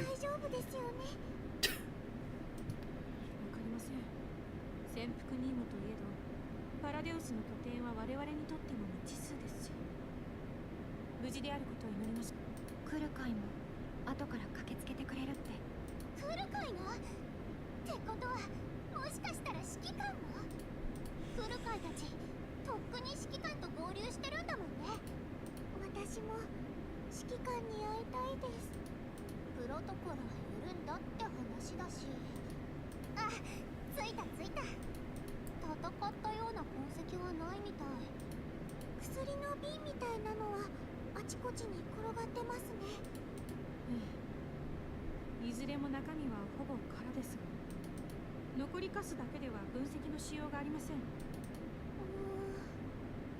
こにあるんだろう。落ちていた瓶は数にして20本以上。Wellrod bends down to pick up a shattered test tube. A few drops of liquid remain in the glass piece. The group looks everywhere in the vicinity for clues. Vector squats down and digs up a patch of soft soil. An intact test tube full of red liquid emerges from its earthly storage. Victor, それはあった。何これ、気持ち悪い。ハープシーさん、確か放射線量を測定できる装置を携帯していましたね。はい、車にあるのですぐ。また生き袋だ。さっきから気になっていたんです。イエローエリアだとしても、この数はあまりにも異常です。見てください。ここの放射線量、ものすごく高くなってます。Oh. レッドエリアみたい。エリット患者の人たちはここに集まっていたんですよね。だろう。奴らは救済の名のもとにわずかな希望にすがる信者たちを。ヘドが出る。 Yeah, it makes me want to puke too. 私は一人で100人匹のエリート人形だって。 Elite Ninja! Certainly an elite doll.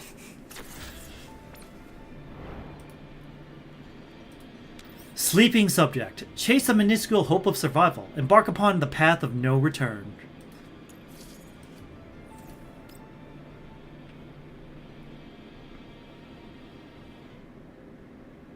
悪いけど、さすがの指揮官といえど、買い取り手に引き合わせるわけにはいかないね。 Damn.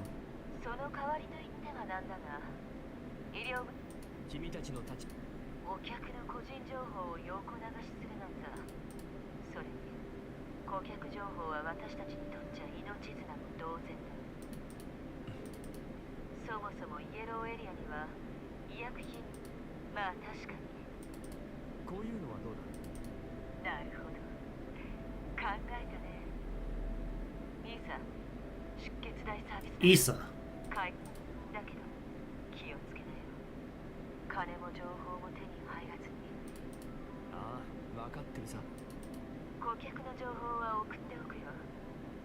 連絡がつくかどうかはそちらさん次第だ。イエローエリアでの医薬品のビジネスに介入するつもりなのね。結果的にそうなるだろうね。とはいえ、この騒動が収まったところで、それよりもパラデウスが復活した事実と、奴らがヘレナとメラニーを生み出した真相が気がかりだ。私、指揮官に迷惑かけた。 No, no, no, no, no, no. This is not your fault. This is out of your control, girl. Don't blame yourself. After Blue Sphere's frame was placed in the cryopreservation chamber, Mei Ling and Groza had to make multiple attempts at encouraging Melanie before she mustered the courage to leave her bedroom. Melanie has been in a constant state of unease and anxiety for the past few days. She seems to be worried that Blue Sphere would start self-repairing if she ran around the Elmo as she pleased. She timidly tugs at the hem of my clothes upon hearing my mention of Paradise. Tears are welling up in her eyes. まさか君が迷惑なもんか。私、帰りたくない。ずっとエルモ号にいたい。指揮官のそばにいたい。安心なさい。パラデウスの目的が何であれ、指揮官が放っておくはずないわ。奴らの目的は実中ハック。ウィリアムは存在するべきじゃなかった。パラデウスはすでに財団という後ろ盾を得たよ。 Jesus. 拠点の一つを潰したところで、潰さなくったっていい。メラニー、逃げたって何も解決はしないんだ。君やヘレナを守るにはパラデウスに対抗するしかない。Mm-hmm. 話の腰を折ってすみませんが、ベクターからの報告です。レナが現地に隠した薬品も見つかりました。それと集合地点で異常なほどの放射線量が検知されています。意味がわかんない。さあ、薬の分析が終われば何かわかるかもね。ベクター正体は現在レナの撤退を報告。その前に戦闘準備を整え。はいはい、わかりましたよ。ホルドニッツァが買い取り手の所在地は。 A Varyager-style vehicle is driving through the yellow zone when it slows down to a halt. A few missiles are fired towards it, blasting over to its side. A squad wearing Mongi security uniforms swiftly encircles it. 副司令、車両は無人です。車を動かしていたのはすでに自爆しています。捜索を続けます。引き上げろ。ロニーに伝えておけ。もう少しまともな筋から情報をし、闇ブローカーに金を騙し取られるんだ。 Daytime, Fia Pharmaceutical Factory in the Yellow Zone. I sold the raw materials we took from the Varyagers at a high price to Polonitsa's longtime client. The tracker moves until it finally reaches a certain set of coordinates. またここ？仕方ないでしょう。この工場はもう少し詳しく調べておきたかったのよね。工場についてならリバが調べてくれてる。指揮官、どうも思いもよらないものを指揮官なら。 I managed to make out a transparent biopod in the video Lenna sent me. The creature within has long since turned into an elet, but remains in a mutated state.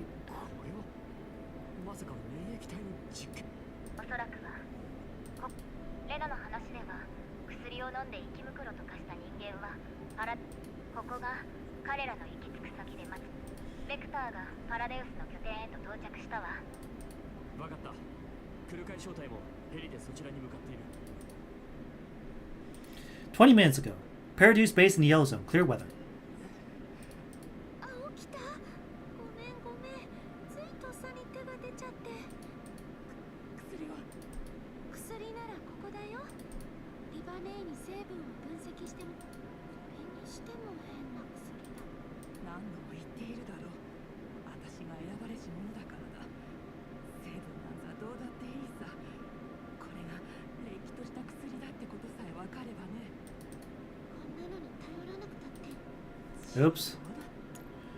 Once you get back, I'll get Miss to help you. They can definitely find a way to save you. グリーンエリアの連中がこんな死に損ないの老いぼれを相手にするわけないだろう。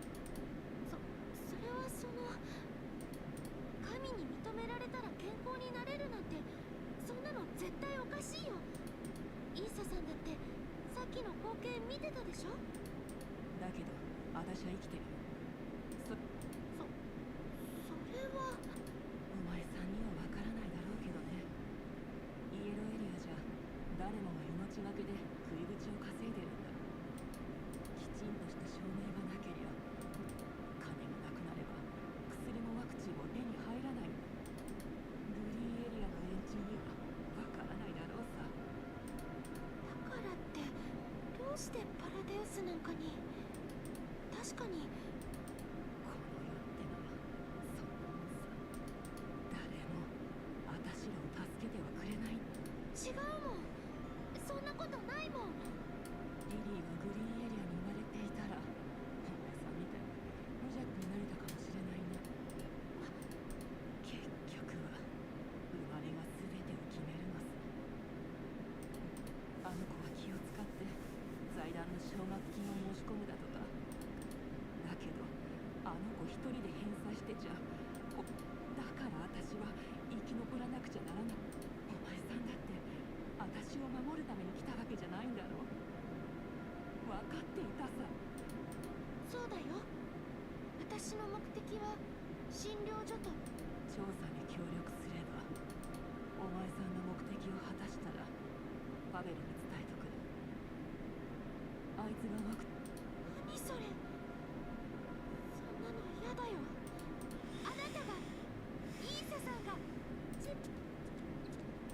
The duo creeps through the base till they reach what seems to be a warehouse. Issa manages to lure the Unitists away. さっきの薬がたくさん。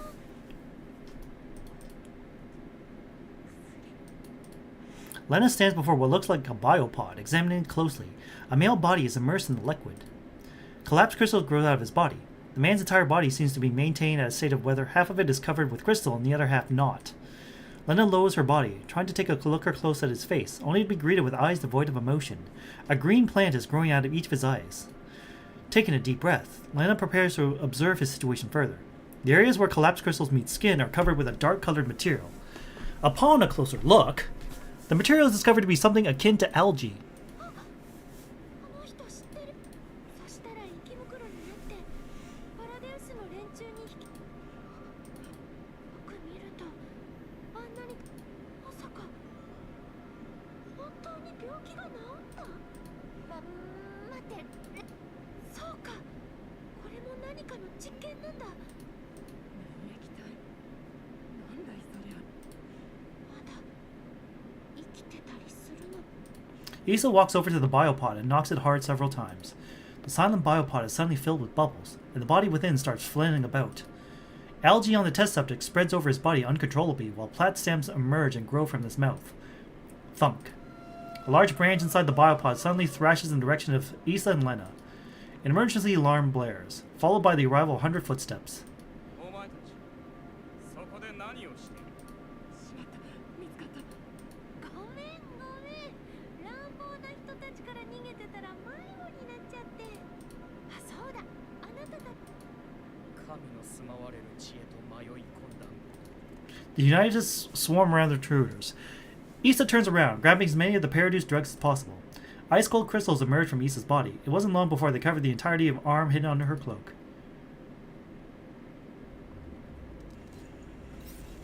Evacuate! Oh boy. Alright, time to run, run, run. Can you run? Sure hope you can.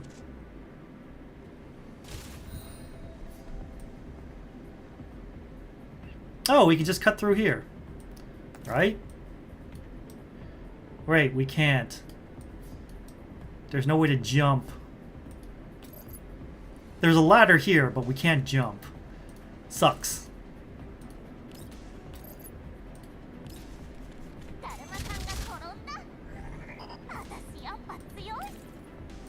Alright. Bye.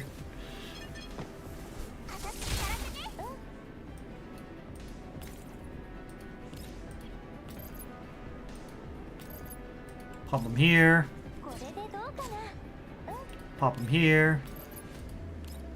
And voila.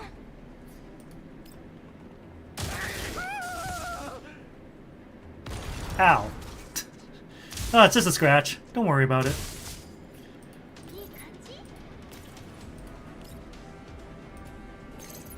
Oh, we can't jump over those boxes. Damn.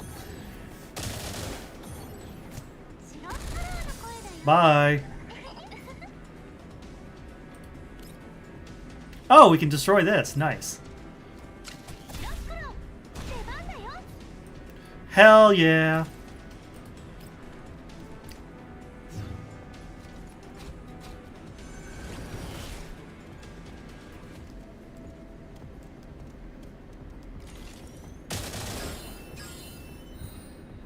Get lost.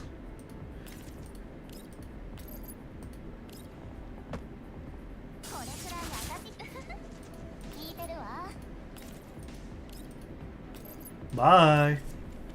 One shot, one kill.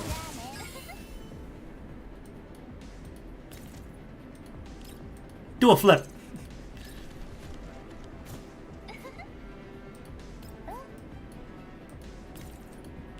And just like that, we're almost done.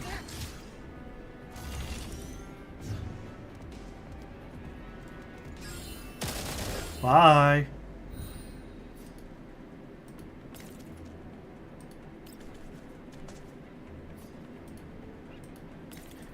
That's one. Time to go.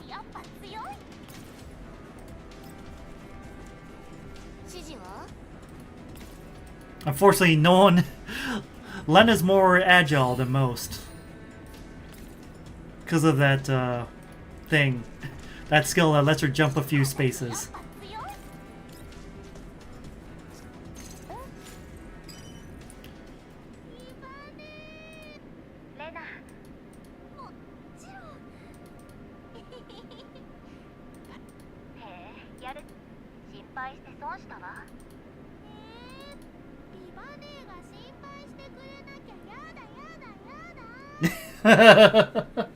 Such strong little sister energy.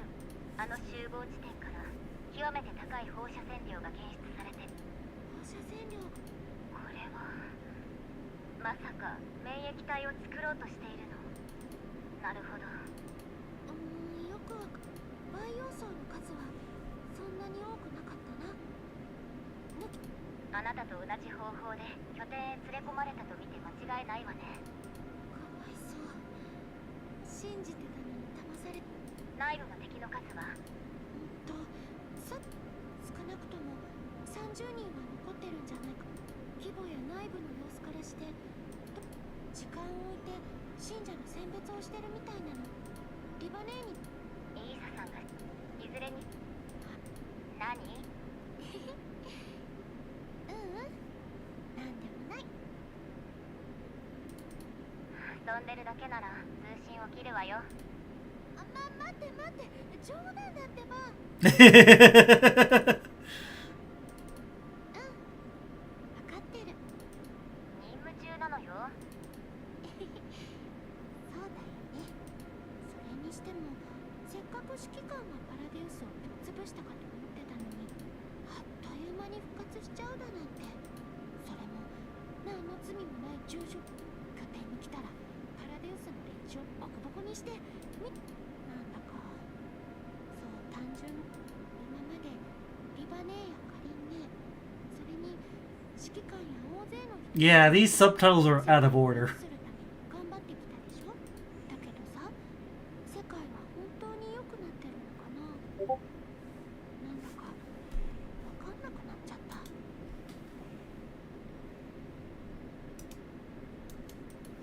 珍しいわね。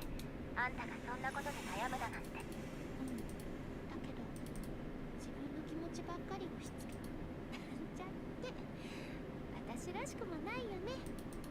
そうやって気づけるところがな。After ending the call with Leva, Lenna takes pictures of all the lab equipment she can find in the Paradeus base and sends it all to Leva and the commander. これでよしっと。イーサさん？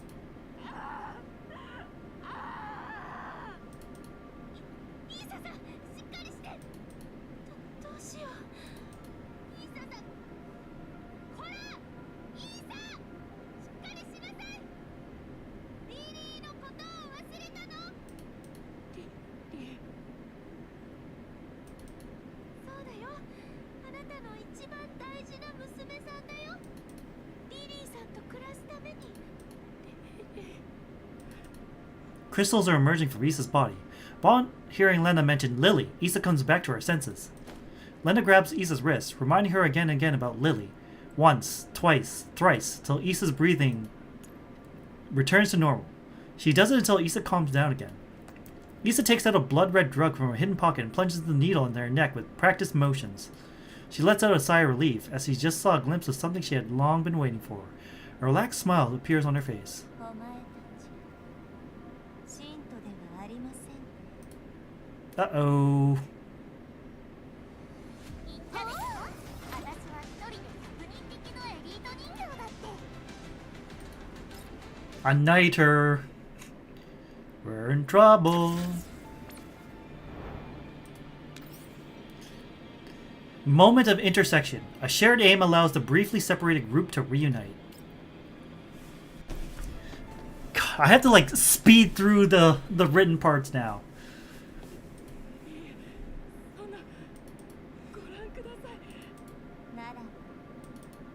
Niter lifts a collapsed crystal into the air before crushing it.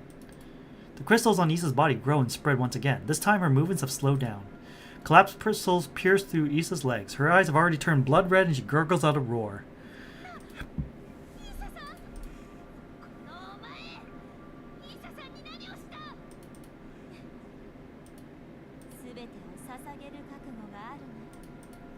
Lenna looks back. Sounds of thrashing come from once quiet biopod. The human inside. No, nothing like that can no longer be considered human. The Boojum crashes through the glass and attacks its surroundings wildly. The Niter lifts her hand to attack the rampaging Boojum. It tries to attack Lenna and the Niter, but fails. Cringing from the pain, the Boojum turns around and sprints out of the area.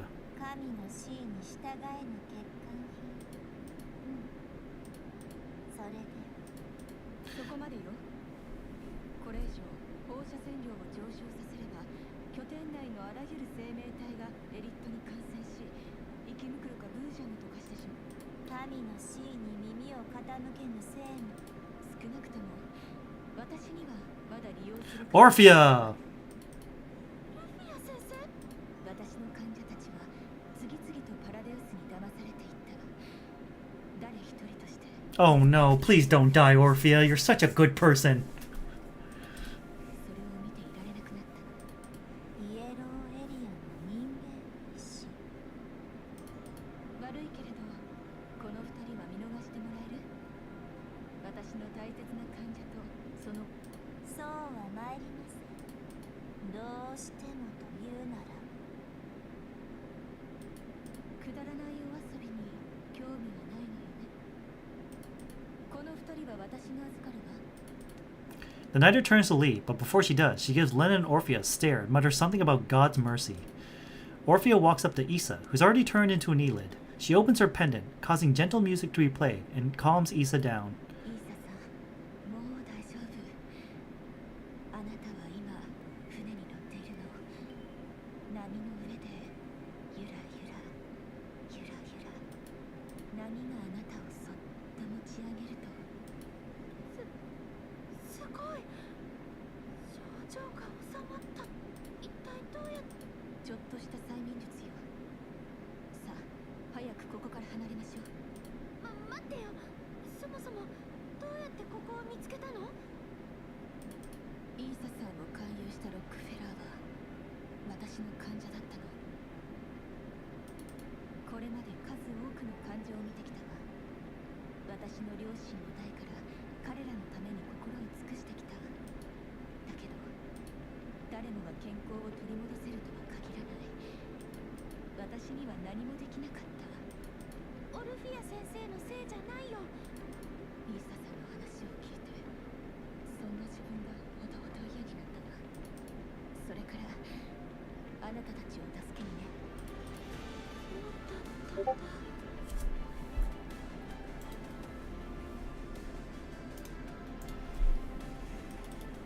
先生、何の防護服もなしに？早くここから出ないと先生まで感染しちゃうよ。そんなものを用意してる時間がなくて。 Oh, she's doomed. She's fucking doomed. この世から放射線病が消え去ったら世界はどうなると思う？そうね。イエローエリアの住民たちが治療薬のために全てを捧げる必要もなくなるし、大勢の医療企業による薬の高騰で人々が困らされることもなくなるのよ。この世界は大きく変わるわ。なるほど。放射線病がなくなるってことは。ええ、来るわ。そのためならば私は鬼になってなれる。この世に神なんてものは存在しないわ。その代わりあらゆる困難を乗り越える力が人間には備わっているわ。 Well said, Doctor. 私もパラデウスの神なんて信じてないよ。彼女たちは完全免疫体を研究してるんだと思う。完全免疫体。そう。皆さん、今まで何年も宇宙をやってきたけれど、どんな生物だろうと放射線の影響を受けるものなのよ。比較実験をした。そうしたら Comparative experiment. Nutrient solution told him it was an anti-radiation. その後で患者から回収した薬の中に見たことのない成分を見つけたわ。パラデウスの薬には特殊な原材料が含まれていた。特殊な原材料？そうよ。逆光けど、いずれわかるわ。イーサさんを連れてここを離れなさい。オルフィア先生。私は完全にみんなを救うことのできる。私はイーサさんに先生をここに残していったって。指揮官はパラデウスを壊滅させたことがあるの。ここでなら治療方法が見つかるわ。ごめんなさい。オルフィア先生が何と言おうと。指揮官。それはあなたが信頼する仲間。指揮官の行動にはきっと理由があるんだ。ベクター小隊が待機しているわ。指揮官からの最新の任務は。オルフィア先生。 At the same time, in the Black Hawk helicopter. 終わったかと思えばまた任務だよ。レナさんがたった一人で潜伏任務についてるから私たちの助けが必要なんだよ。間に合うといいけど。大丈夫だって。人間とのコミュニケーションの面からこれが来るかいだったらムカついたやつを片っ端からぶっ殺す。あんたなら成功するような口ぶりね。はいはい。やっぱりこっちの方が楽でいいや。まだ目的地にレナが大活躍してるってのに。言っておくけど、私が大活躍する必要はないからね。Even though, like, you're super powerful with your new expansion key. 指揮官が言ってた。私たちの求めは何怠けてるのよ。それはベクターたちの目的地のまともに着陸できヘリの高度を下げてすべての準備を整え。了解。するかいお姉ちゃん。この高さでさっさと乗りなさい。嘘でしょ。捕まってなさい。待って。やっぱさ。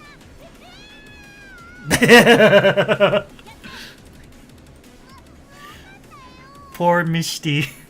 The Black Hawk forcibly lowers its altitude. Its engine roar fills the entire Paraduce base. Vector's team has already charged into the Paraduce base and engaged Elids in combat using the coordinates Lenna provided. Boo gems are aplenty, while numerous Elid infectees turn into Elids with every passing second.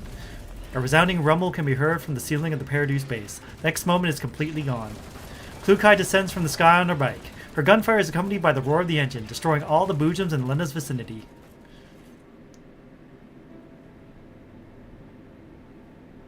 It's the team. This is it. Everyone prepare for battle. Pay attention to Lenna's location and meet up with her ASAP.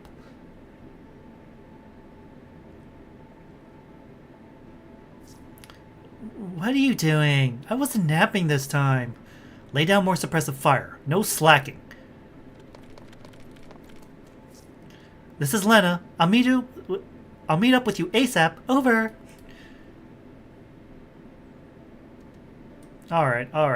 Well, eliminate the target. Which is, these two. Alright, let's switch over to Corrosion team. Hi. Ah. Hello there, Kata. Welcome, Raiders. I'm Thunderbird Prime, Master of VTuber. And tonight, we're playing through Lenna's story event, and we're missing a lot of context because Mika decided to release these out of order, so, context is missing, blah blah blah. We're missing some key information. Oh yeah. I should do this.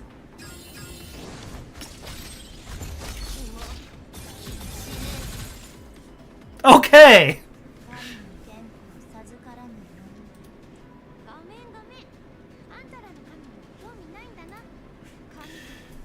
It's like jumping into a Trails game that isn't Skies as your first. Whoops.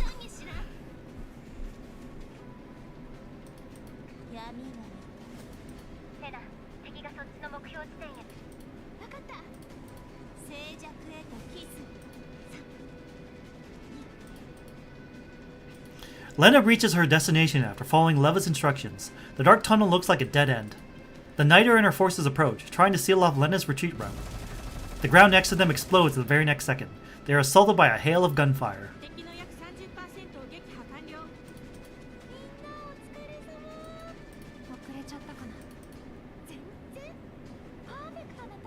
Perfecto timing! 私たちの正体だけでこのパラデウス拠点を完全に壊滅させるのをさらなる支援を要請すべきかと。私たちだけでやるよ。Burn, baby, burn! かといって任務のために素体を損なってどうします？ここの放射線量、さっきの集合場所と同じで、エリアとは呼びませんが、ベルロットが素体のこと言い出すと思ったよ。さっさとかければ問題ないんでしょ。404の任務報酬ですら我々4名の素体を投入するかと。この任務はだって指揮官の頼みだから。そりゃあ優遇しとかないとね。素体を守りつつ任務を達成することもできるはずです。正体の投資利益率並びにメンバーのコンディションを確保するのが。安心しなって。私が敵を引きつけるからあなたたちで包囲して。了解。Lenna quickly leads her group back to the Black Hawk with support from Vector's team. As the helicopter gains altitude and leaves the scene, Vector's team disengages from battle and leaves the Paradeus base. 古海さんはすでに指揮官と合流しているし、プロトコルもある程度融通が利くようです。つまり私たちもいずれチャンスを巡ってくるはず。ビクター、撤退完了したよ。いつでも攻撃できる。アンドリス、分かった。 Several missiles leave the Black Hawk's missile pods. The Paradeus base behind Vector burns down in a sea of flames soon after. 404を敵に回したのが運の尽きよ。 Alright, we got like 15 minutes left, ideally. We'll just have to speed through this, unfortunately. Give me that. Give me my cubes. Underground deal. With justice in your heart, turn your back on the light, for sharp claws are bared in the shadows.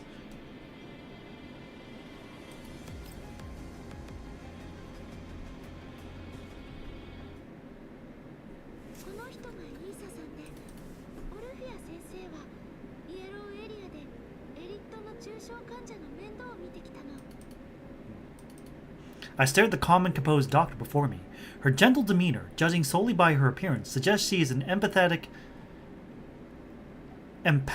humanitarian who serves patients and detests the corrupt.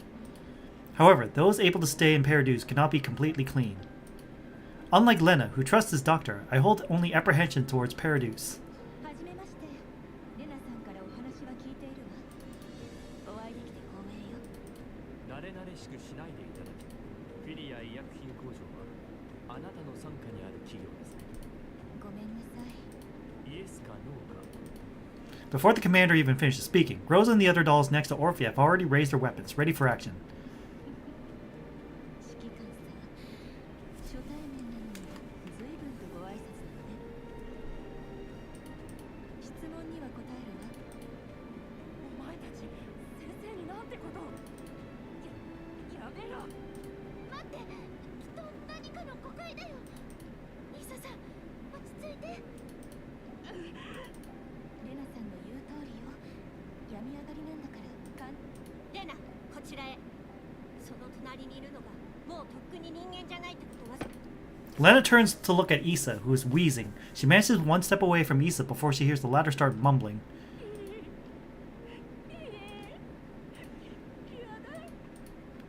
Orphea walks over to the curled up body of Issa and starts gently patting her on the back. リリーはいなくなったりしないわ、イーサさん。リラックス。イーサさんは怪物になりかけてたけど、ヘリの上でオルフィア先生に助けられたの。問題はそこだ。違法薬品を製造するには技術と原材料、そのどちらも欠かせない。エリート患者を治すことのできる医者などもってのほかだ。お褒めに預かり光栄だわ。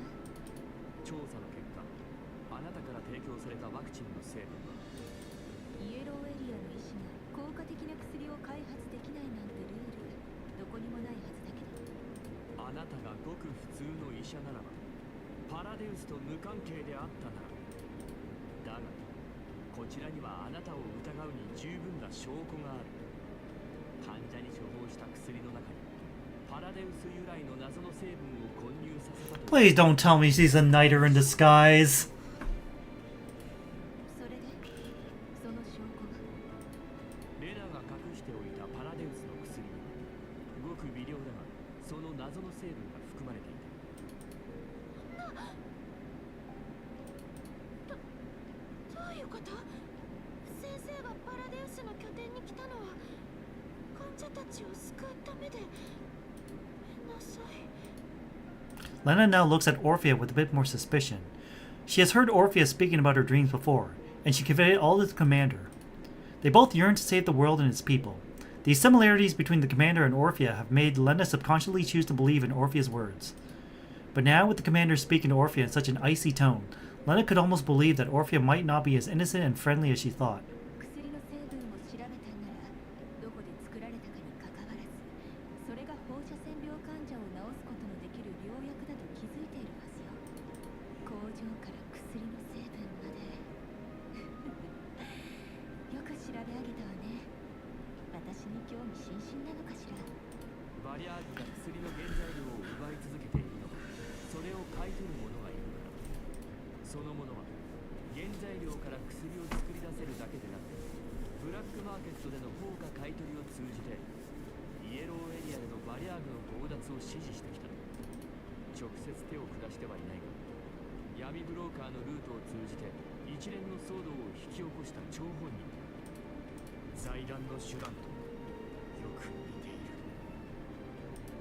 財団ですって。今のは聞き捨てならないわね。医薬品の価格が高騰し始めたのは、私が原材料の大規模な回収を推し進めるわ。バリアーグが私の依頼を引き受けてくれたわ。正規の医薬品の配達はマグニセキュリティの担当よ。バリアーグは金を稼ぎたい。私は薬の原材料が欲しい。利害が一致したまでよ。だけどどうしてそんなことを？人々を救うためよ。今やイエローエリアの人たちにとって薬は贅沢品と化しているわ。助けを求めてきた人々、原材料が奪われたわ。薬を開発している企業にとっては些細なことよ。それに今はどこだって保険が効くから。何それ？そんなの間違ってるよ。バリアーグが強奪してばかりいたらイエローエリアでの暮らしが困難になるに決まってる。バタフライエフェクトという言葉をご存知？だけど引き起こした嵐が最終的にどうなるかなんて。お前もパラデウスの実験に加わっていたのか。レナさんもあなたもパラデウスを随分と憎んでいるのね。私にしてみればあれはみんなを救う希望よ。患者を救う術を見つけるまでは彼らと協力するわ。協力だと？そんなものは協力なんかじゃない。さらに多くの者たちを深淵に突き落としているだけだ。 It's been so many years, but Paradise is still around. The doctor does not seem to know about Paradise's true plans. Relics, fully immune individuals. Their existence bestows Paradise a chance at grasping absolute power. Even the military is still infested with a significant faction that attempts to gain power and control through collaborative partnerships with Paradise. パラデウスはあなたのような存在を通じてまるで雑草のようにはびこり続けている。私はすでに一度パラデウスを壊滅に追いやっている。二度は必ず存在する。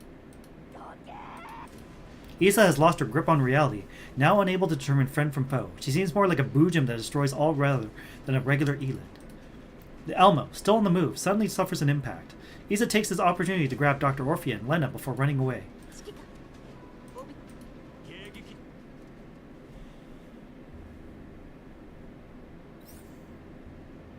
Okay.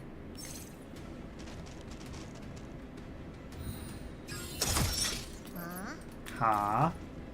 First, give a buff to Mishti, make her unable to move, but she can't move anyway, so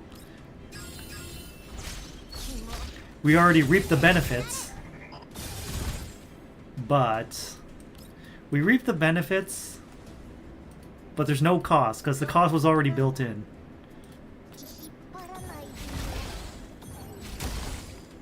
Bye. Bye. Bye. Bike time.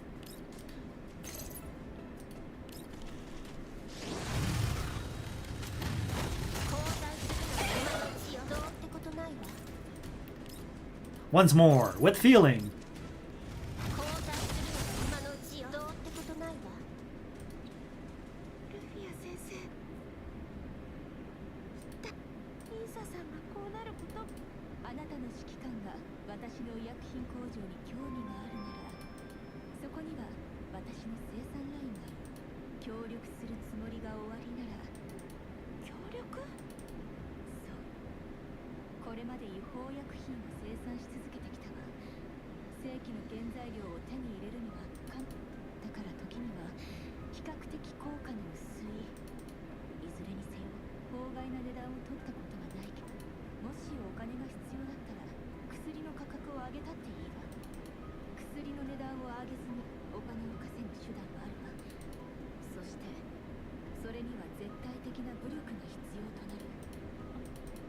どうかしら、指揮官。興味はないな。決断を急がなくたっていいのよ。そうそう、工場の他にも。パラデウス内での実験データですって。パラデウスの拠点を一掃していた時にレナからの映像にあった培養層を見かけました。実験データが手に入るならヘレナやメラニーに隠された秘密がわかるかもしれません。協力ですか。彼女と協力するつもりはないさ。指揮官。君とパラデウスとの因縁は分かってるよ。一部の信者が生き残るためだったとしても、彼らの行動でさらに多くの者たちが深淵へと引きずり込まれてしまう。メラニーが言っていた。パラデウスは実験を通じて人間をブージャムにしてコントロールするのが目的だ。Yep, we saw that in Diane's event. レナからの情報によると、パラデウスは患者の治療や医師の介入を通じて放射線病を完全に防ぎ、肉体を治療できる薬。そんな薬が現れたら誰もが我先にと飛びつくでしょうね。A theory is taking form in the depths of my mind. If my guess is true, I'm afraid that Paradise of today has already taken root deep within the entire system like a tree of darkness, its fungus-like roots deep in numerous factions. もしそれらがパラデウスを利用してパラデウスから放射線病の薬を手に入れるのはどちらにしてもそこから得られる利益は多く。商業的または政治的な支援、いずれかがあれば。 If the world is like this, destroying Paradise's bases would do nothing to stop them. Just how many factions consort with Paradise? High-level government officials, the conglomerates. Even without those troubles, am I, in my current state, still capable of completely destroying Paradise again? あの医者と話をしに行きましょう。 Kolfni bites her lips, forcibly suppressing her hate towards Paradise. Without enough intel, perhaps a short-term collaboration is the last resort, but one that she has to accept. 情報さえ手に入ればヘレナちゃんやメラニーちゃんに隠された秘密がわかるかもしれないですし、それにパラデウスがどの勢力と協力関係にあるのかわかるかもしれない。無理するな、コルフェン。情報を手に入れる方法ならいくらでもある。パラデウスと協力などするものか。たとえ情報のためだけだとしても。副司令、手に入れた薬は闇ブローカーを通じて売却できましたよ。原材料の方も話がついてます。よくやった。金が入ったらお前たちに飯をおごってやる。財もせっついておけ。こっちは支援に駆けつけてやったんだ。出場費くらいは出してもらわないとね。了解。ローニーのやつ、俺たちがあの薬を売却したものだと疑って散々がなり立ててましたよ。 Fuck that guy. あいつは財団の犬だからな。任務の遂行が何よりも大事なのさ。財団の任務を達成すれば最終的にはあの男が膨大な利益を得る。任務じゃかなりの部下を失ってるんだ。また募集でもかけるんだね。ああ、そうそう。私も人形の部下を申請するつもりだ。 Oh? 人形は信用しないんじゃなかったんですか。意外ですね。あなたが自分から人形を舞台に加え。そりゃあな。いつどこにバックドアが仕込まれてるか分かったものじゃない。昔のことを忘れるもんか。事前に声をかけておくさ。人形は人形。お前たちの待遇に関しては心配するな。人間と人形を入れ替え。わかりました。Lentine opens up Mungi Security's database once Kenny leaves. A dense array of doll profiles is displayed before Lentine, each with different descriptions of their status. Lentine's fingertip traces the screen until she reaches a particular doll's profile. Decade-old memories resurface within her mind. Lentine is reminded of the man who left Griffin all those years ago. It's been a long time since she last saw him, yet one thing remains unchanged. He still possesses exceptional mastery over commanding dolls in combat. Her fingertip touches the screen.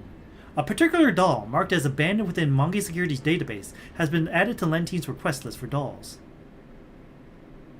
Huh. And which doll would that be? 404を敵に回したのが運の尽きよ。 Okay, it's midnight, but we're gonna finish this. We're gonna speed run this, but we're gonna finish it. Ah, we gotta fight this thing again. Pathway to Dreams. Giving everything you have for what seems like a wondrous future.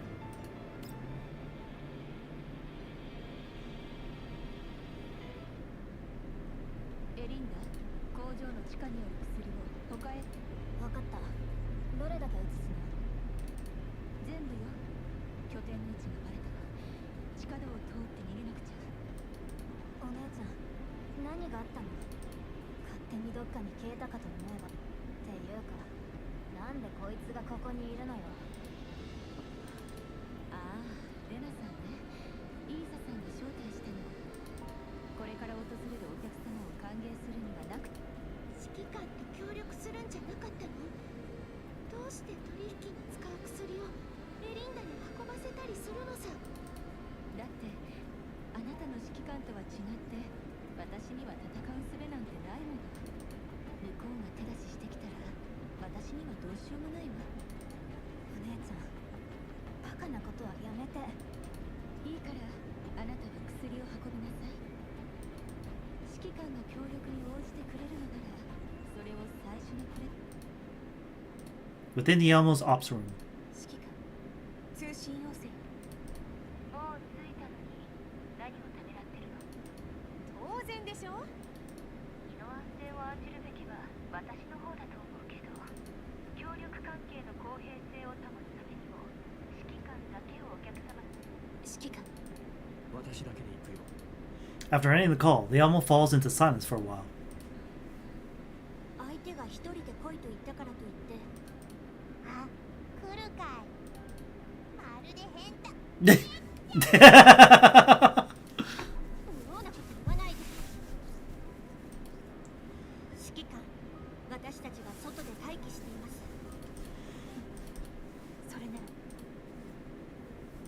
I walk into the Fia pharmaceutical factory. The place is cleaner than I thought. A conveyor belt enters my view. It's working at full power, continuously producing drugs. 指揮官、工場を見学なさる。ここは主に全自動で生産が行われているの。密封状態で薬を生産し、一般人やバリアグといった盗人が立ち入っても停止した生産ラインからは何一つ得られない。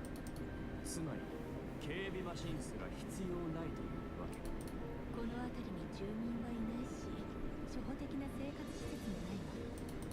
生産ラインが全て稼働していれば、イエローエリアの医薬品の相場に打撃を与えるほどの量を生産。君の目的は一体何なの？パラデウスとの協力は薬を研究開発するための口実に過ぎないのだろう。ええ。だからこそ生産量をコントロールして客を選んで。だけど今目の前にチャンスが見えるの。グリーンエリアの上層部とのつながりを持ち、膨大な数の戦術人形と移動要塞を持つ者。それが一般人なわけないわよね。退役した He's definitely not some random person, that's right. 誰もが人生を任務に捧げてきてるわ。だけど退役した途端、痛々しい放射線病と法外な医療費のせいで、あの財団軍が医薬品の価格を操って衛星都市の政府の権限を使ってワクチンを厳しく取り締まっていなかったが、自分が作った薬で衛星都市のルール。この世界を変えるにはこの世界の覇者になるしかない。私たちなら協力し合えるわ。私が薬を提供してあなたが衛星都市の政治に加わるの。衛星都市の管理権限さえ手にすれば多くの人を救えるわ。イエローエリアの住民に有利な政策があれば、イエローエリアの住民が最大限衛星。政治権力のシステム。 The mere mention of it makes my stomach churn. Back in Griffin, everyone was simply a pawn of somebody above them. Despite the illegality of Paradus's experiments, a good number of factions in the URNC are still willing to support the next step of their research for their own benefit. I stare at the young lady before me. Her eyes are brimming with tears, as if she's really sincerely beseeching me to accept her proposal.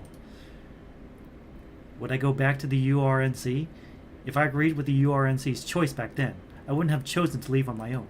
私と協力してくれる。薬はみんなの命を守るための礎であり、私たちなら薬を使ってパラデウスと関わりのある勢力と協力し合うつもりはない。どうして？あれらの生物実験は人道的とは言い難い。バナナバナナバナナ。Dark Star Raid from Darkson 13. Welcome, Raiders! I'm Thunderbird Prime, Master of VTuber, and we are trying to finish this event story as soon as possible. And, you know, there's shady human trafficking, drug experimentation, political maneuvering, you know, the usual. 望んだ者など一人もいない。パラデウスに迫害された信徒、彼らが開発した完全免疫体も望んで犠牲になった者。選択できることはそもそも贅沢なのよ。イエローエリアの人たちの前に敷かれている道なんてごく完全にパラデウスに洗脳されているようだ。お互いを利用し合っているだけよ。パラデウスが重症患者に最後の希望を与えていなかったら、絶望にむせる病人たちが終わりへ。パラデウスは少なくとも彼らに意志を与え、パラデウスにとって命なんてものは虫けらでしかない。ブージャムの制御だけが目的だと思ったら大間違い。 Yep, stream's been going well. We're near the end of this story. 遺跡を開くため。 Unlock relics. 遺跡の中にある力はあらゆる勢力が我ぜパラデウスと協力するのはやめて。そうすれば命だけは見逃してやる。私を見逃す。 Uh-oh. She's got the evil eyes now.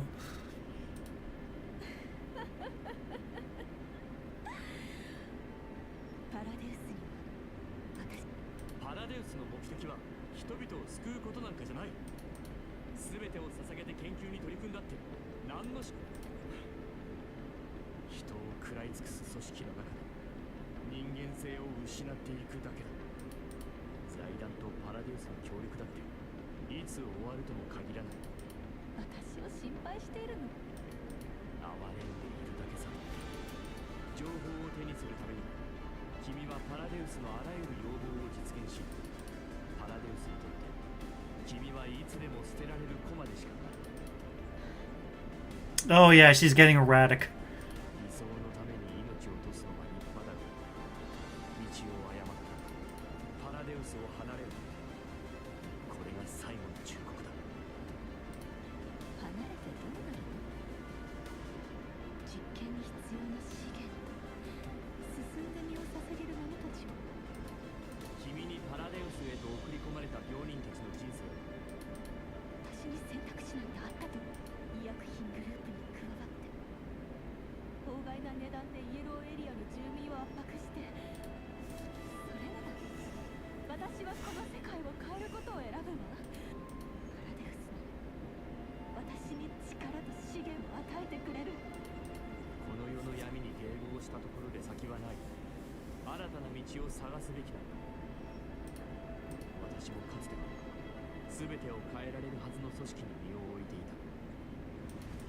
だが権力の核心に近づくにつれ身動きが取れなくなっていった。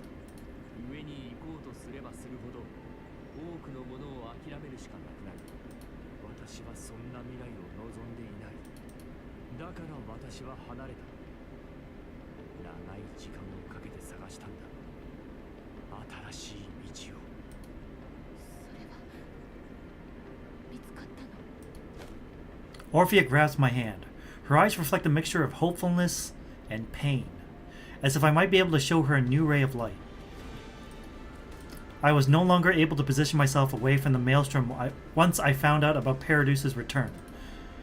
I do not know how many factions have connected themselves with Paraduce for the sake of conducting experiments, but there might be similar things happening elsewhere throughout the Yellow Zones. A promised cure used to lure desperate people in, brainwashing them into Paraduce Uniteds. It doesn't matter how many factions are back in Paraduce. I'll crush them one by one.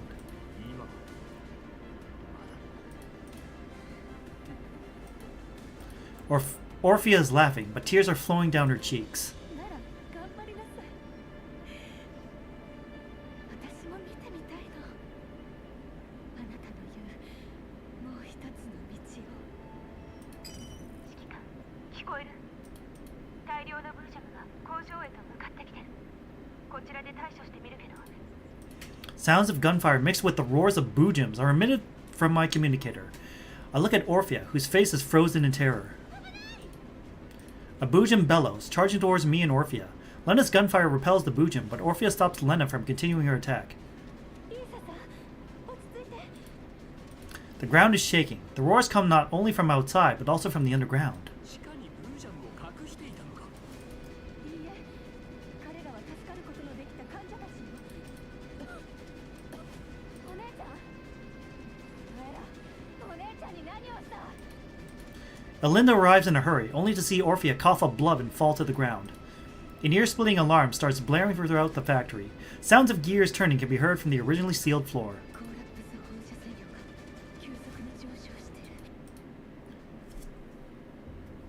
Great. Oh, great. This thing again. Yeah, me too. That's how I feel. Like, yeah, this thing again.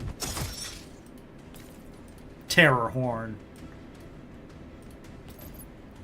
Alright, do this.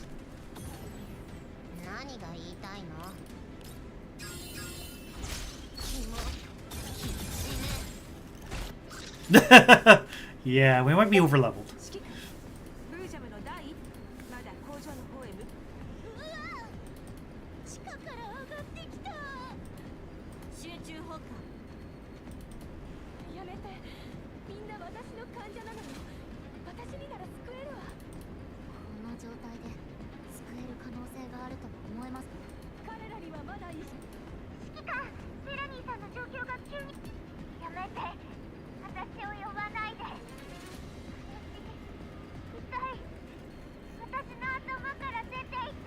Uh-oh. New lore unlocked and I don't like it.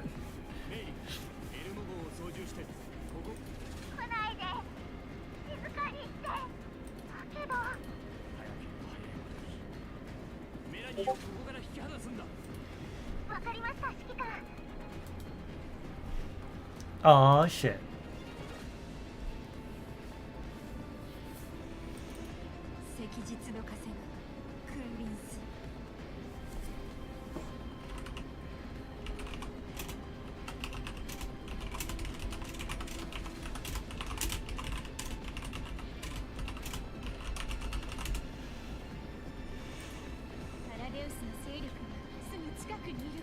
Fuck Paradeus. All my homies hate Paradeus. Oh shit, it's a Naito.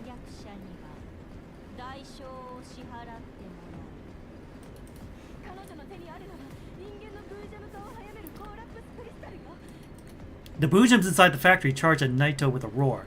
The Naito stops her actions and stares at Orphea with a blank expression.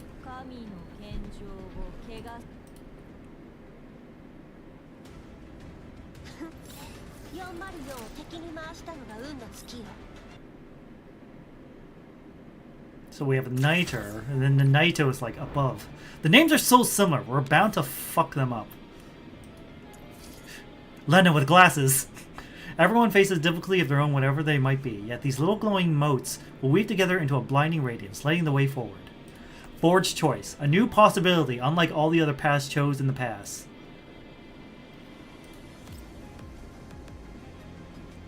We're so close. We're so close.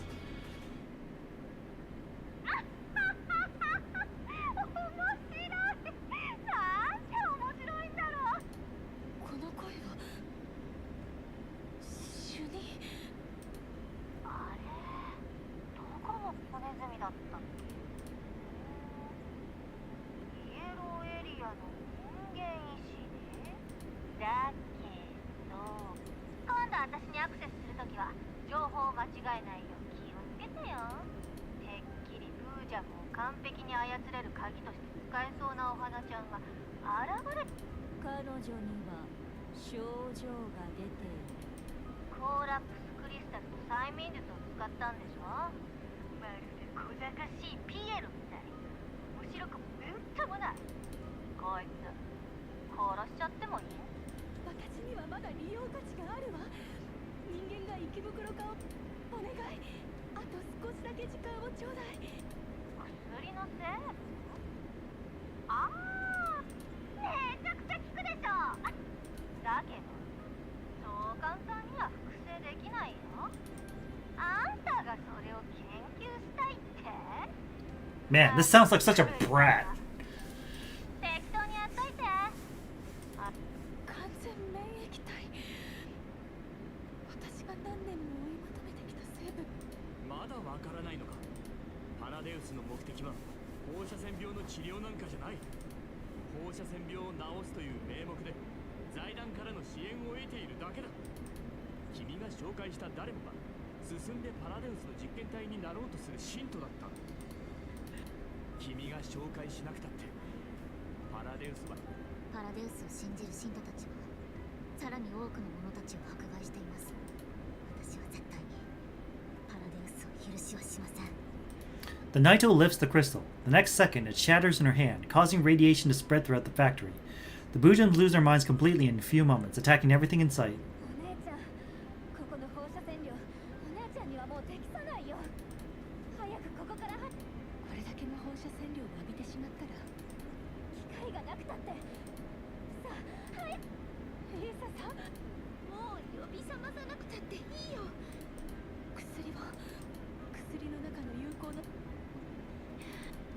Lenna takes the vaccine that Orphea gives to her and injects it into the unconscious body of Issa, who's already turned into a Bujum.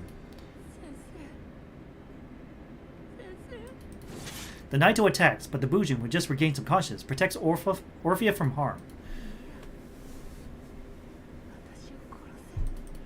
まだ患者への憐れみが残っているなら、彼らの苦しみから解放し、神のささやきが聞こえる。本当、ブージャムがどこから攻撃？風の声は今もなおあんたを信じるわよ。だけど相手からのメッセージを感じるってこと、相手のセカンダリーレベルをハック。情けは必要ないわ。この放射線量が、しかもブージャムはもはやこの工場に存在する価値はないわ。レナさん、あなたのご友人。お姉ちゃん、バカな真似はやめて。エリンダ、私の理想をあなたに託すわ。Yep, I knew she was gonna die. この放射線量じゃ私たちにはまだ薬が。そう、それが最後の希望よ。Orphea tries to stand up. Collapsed crystal emerged from her body. She wobbles towards Lenna and shoves the specialized collapsed crystal into Lenna's hand. これを使って一時的にブージャムの注意力を敵へとそらせるわ。そうしたらお友達を連れてみて。私の治療を求めた病人たちは工場の下にある爆弾を起爆するわ。他にも方法があるはずだよ。私が。エリンダ、これは命令よ。私の研究を。お姉ちゃん、行きなさい。はい、ご主人様。The security systems of the pharmaceutical factory activate in full force, launching an assault on the Naitos. Countless streams of security automatons emerge from the ground, along with numerous Bujums. どうりで最初の調査じゃ何も見つからなかったわけ。コア設備が全部地下にあったの。レナが投げた物体は有効よ。ブージャムの注意が一時的に敵に移ったわ。指揮官、早くここが。Boom! Massive shockwave from the explosion surges towards us. Lenna instinctively throws herself in front of me to shield me from the blast and debris. The Naito's position is ravaged by the shockwave. When the dust settles, she reemerges with apparent signs of damage. 卑劣な魂が汝らの行為に代償を支払うだろ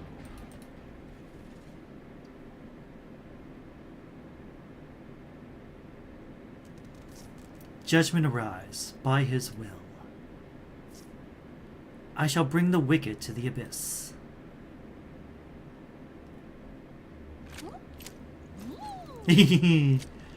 Cat face. No. You're using collapsed crystals to amplify the intensity of collapsed radiation, right? Can't let you keep doing this. The enemies. Just need to get rid of all of them. Kill them all? Kill them all. Kill them all. Yep, yep, Lynn, go there. There. Kill them all. Ha? Yes. Ha, indeed.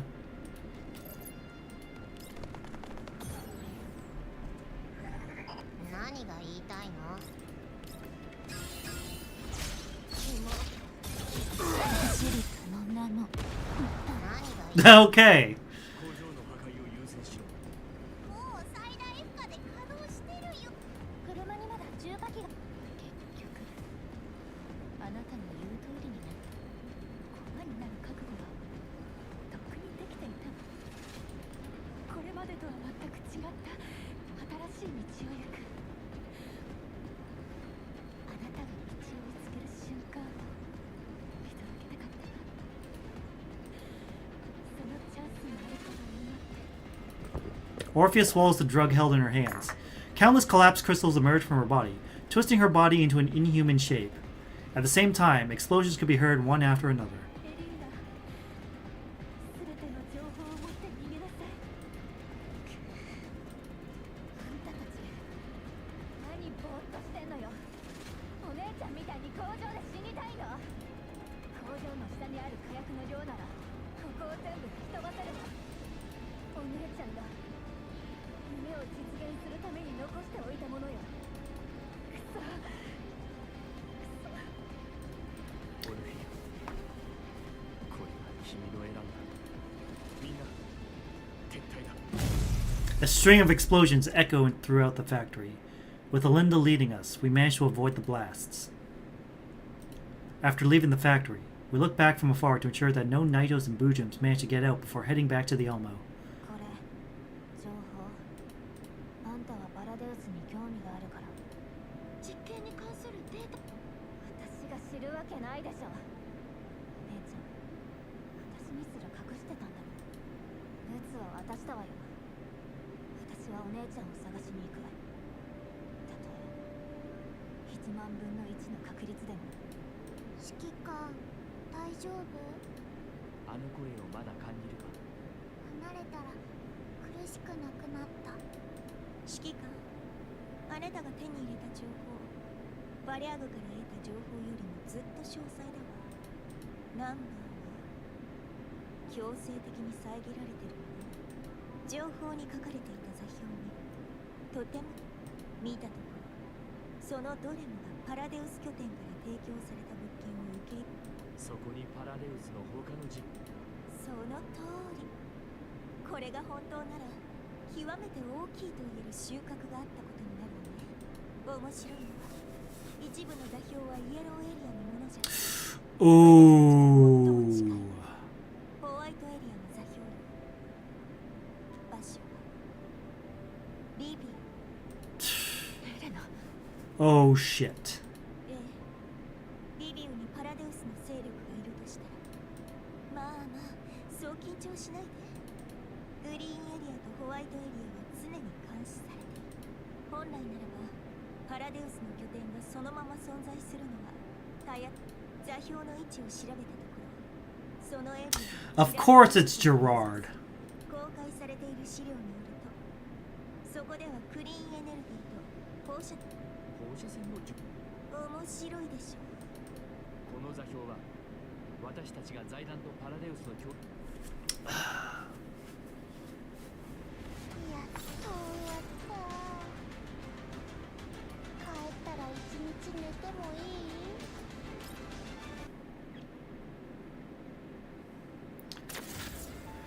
い？ And the last one. Lingering traces. The flame that burns away the darkness has been ignited, and the storm is at hand. Nighttime. Sect Fabin office in the Odessa White Zone. Clear weather.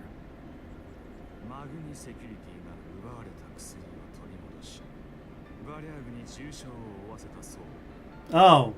Well, I guess I can guess what happens to Zimmerman during Deep Oblivion. かなりの戦力を失ったそうよ。このところ He looks so different. They've lost a lot of men. People from among his men. 多大な死傷者が出たのは情報が行き届いていないせいだとも言っている。第三世代人形。奴らに余計な情報を伝える必要はない。第三世代人形の管理権は我々だけの手に。あちこち聞いて回るのは確かにいい習慣だとは。人形ならメンタルを喫されるけど、完全に彼らに帰属する第三世代人形を欲しているみたい。それについては断っておくわ。諸君、このところ衛星都市の医薬品の価格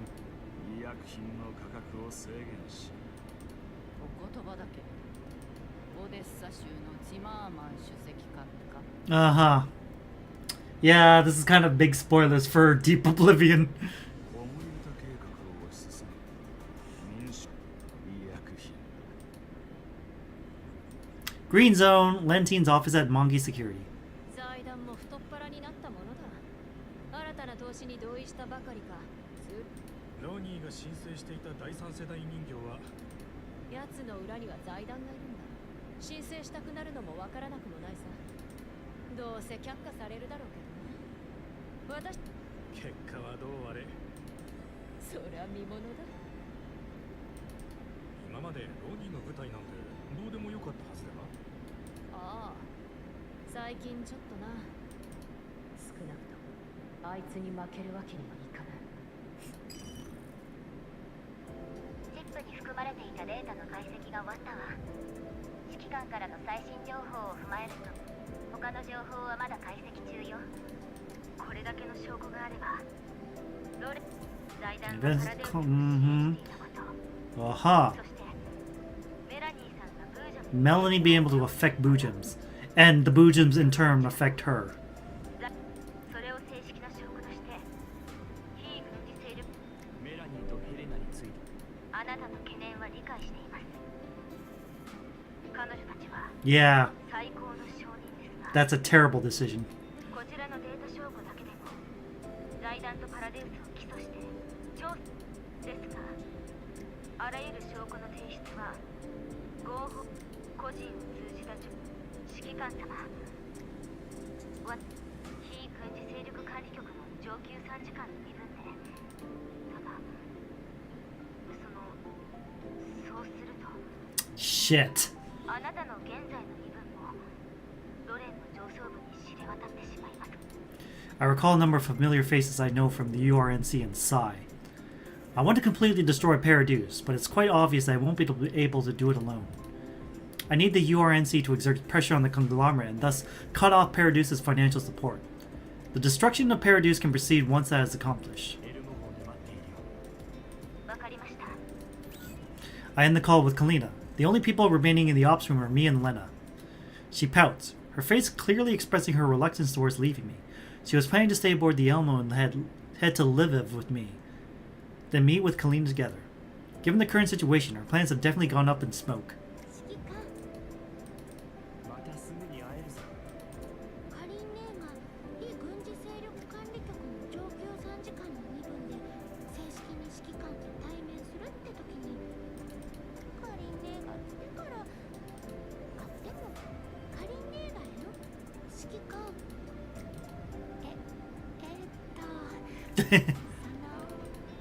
Lenna hesitates for a while in front of me before stretching her arms out, clearly hoping for a hug. I sigh and she leaps into my embrace just as I open my arms to give her a hug.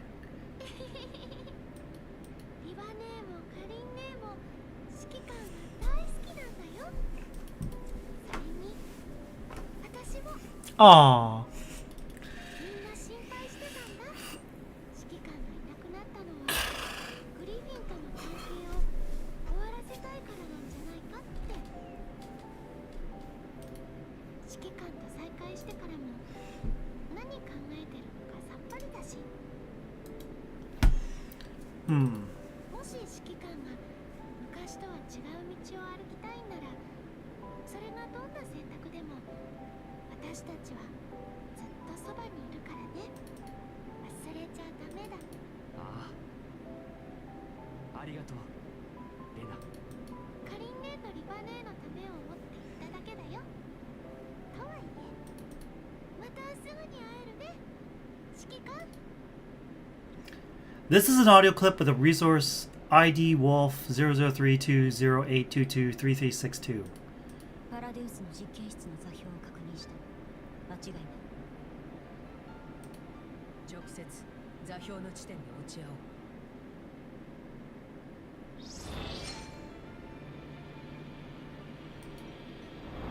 I think that second voice was Yuko Kaida, which means she's going to be either AR-15, Voshtiv Navia, or Helen.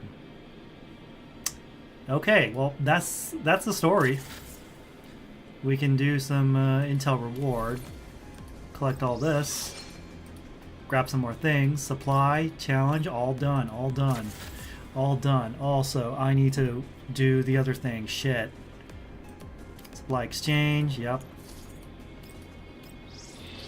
Give me weapon shit. Supply mode.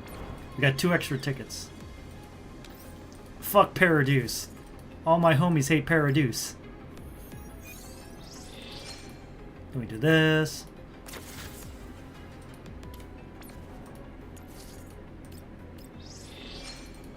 Give me that. Yep, Naito, Melanie, Lenna, Vepli, Groza. These 3 didn't play such a significant part as I thought they would. Well, I need to do this. Well, what about this? Click this. Only 3 heart. Fine, okay. Alright, so burn. Gotta start burn. Gotta do it for Centeracy. Alright, Atlas. Let's see. So, go burn team go. QJ. Racy. Sharkery. Alright, let's try to arrange them like this, like that. Alright.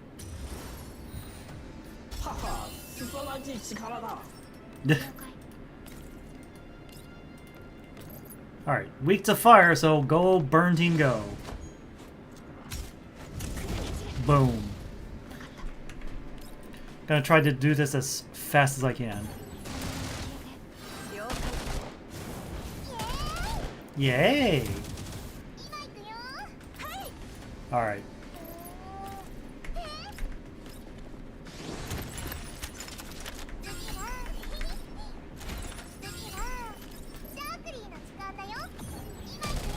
Yep. Mm-hmm.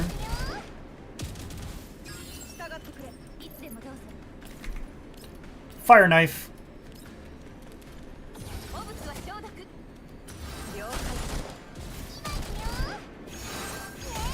Yay! Alright.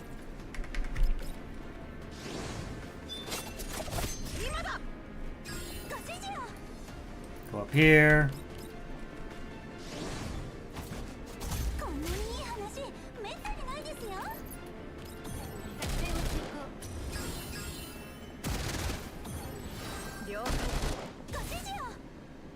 Can't move, but I can attack.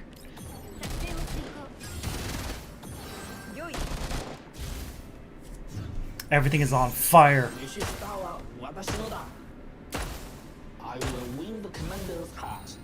Wow! English! I was not expecting that the first time I heard that. Alright. Do that. I will win the commander's heart.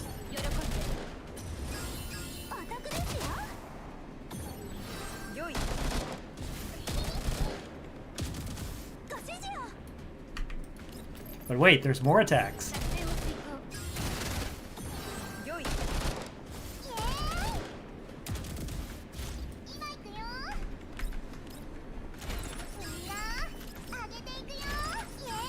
Yay, yay. Let's go, let's go, let's go.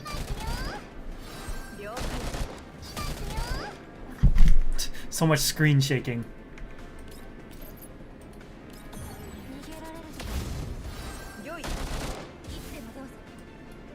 up here. Heal a parry a bit. No. Can I not reach parry? It seems like I cannot reach parry for some reason. Let's go up here. Perfect defense.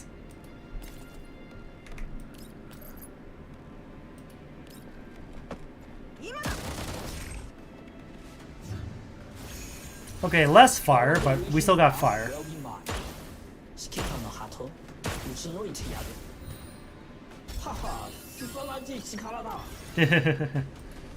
Alright.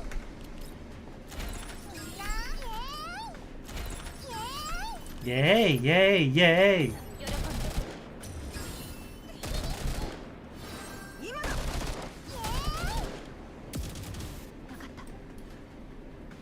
So much fire! So much support action!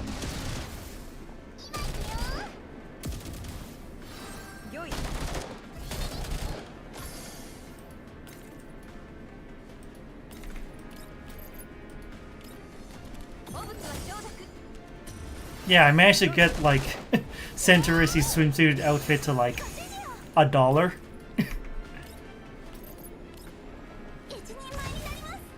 Thanks to that campaign.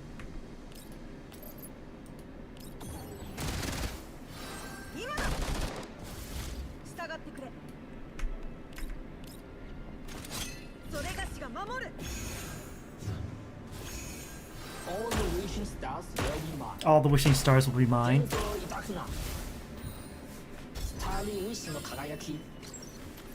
Alright.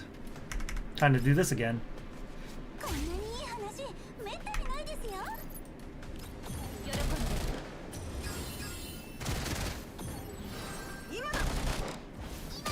Come on, just a little more. I wonder what tomorrow's element will be.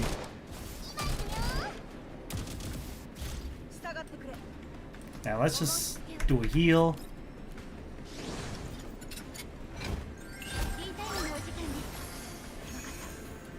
In my opinion, it should have been changed from chocolate cake to shaved ice.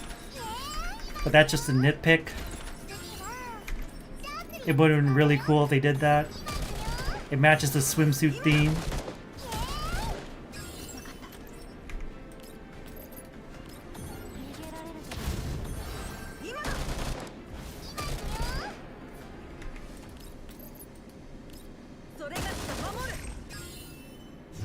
Got him.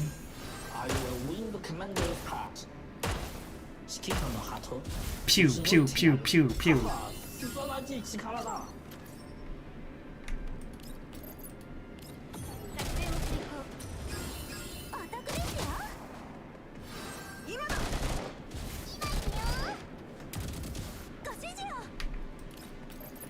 Just so much support fire.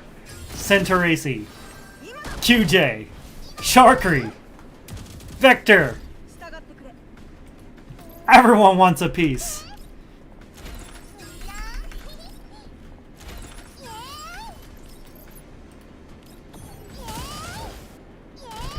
Yay, yay. Okay. Yay.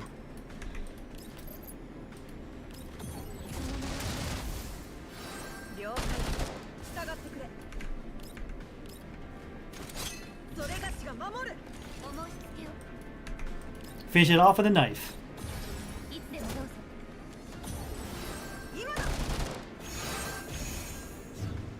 We're at 2584. Come on, we can get over 3K.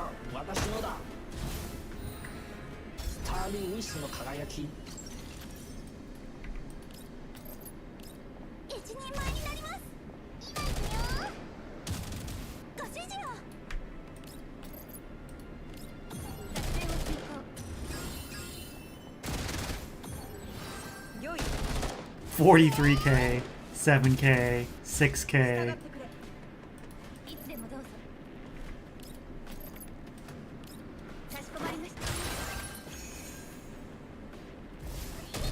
That'll definitely help.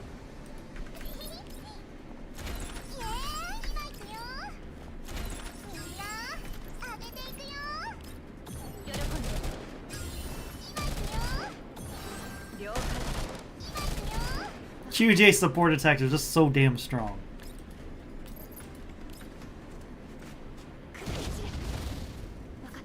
Fire. 了解。従ってくれ。それがしが守る。指揮官の鳩、撃ち抜いてやる。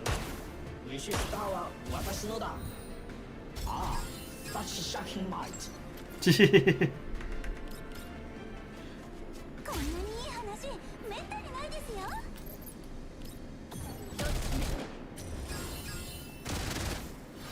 今だ。ご指示を。 But wait, there's more. 良い。従ってくれ。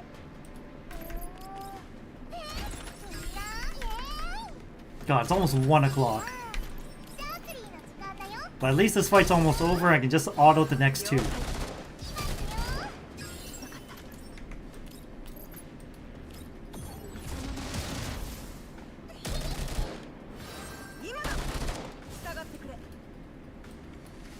Fine, we'll go knife route this time.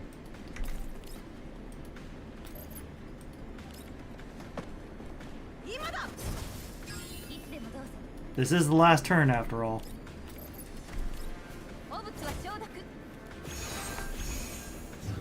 Alright, we got to like 3100. Oh well. New record, share. Share to gain.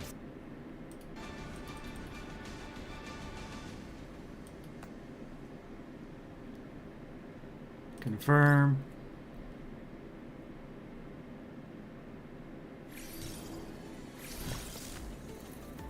Voting support. Total score. Claim. Alright, look at all this. That's a lot. Supported doll. Support rewards. Hell yeah. Individual support level 1250 to 2250. Okay.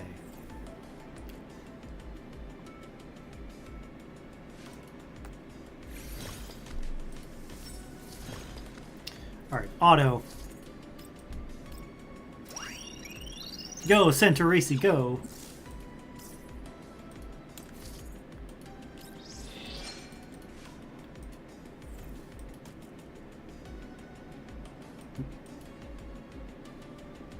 Alright, supported doll. Okay, I think that's the end of it.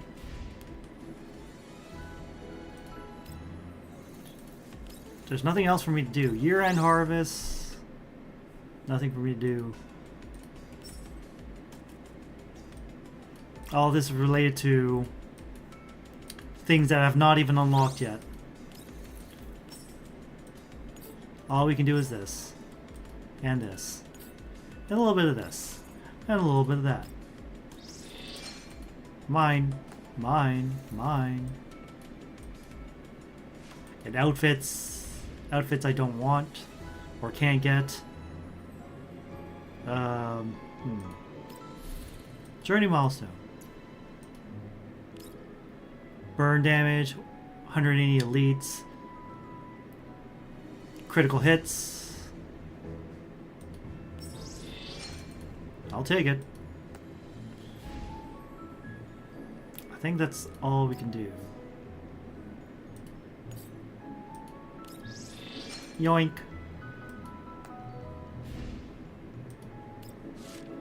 We got some new portraits. Leva with glasses. Always peak. Anyways. That'll do for tonight. Thank you for joining me on Girls Frontline 2. Let's go see who we can raid. Everyone I was watching is already raided out. Damn. Huh. You know what? Let's go support the fam. Let's go raid VTuber Sibley Romani Phoenix, who's playing some Minecraft. So Side to side, side to side. Anyways, there's the raid message. Go with the classic Thunder raid. Good night, everyone, and remember, stay prime.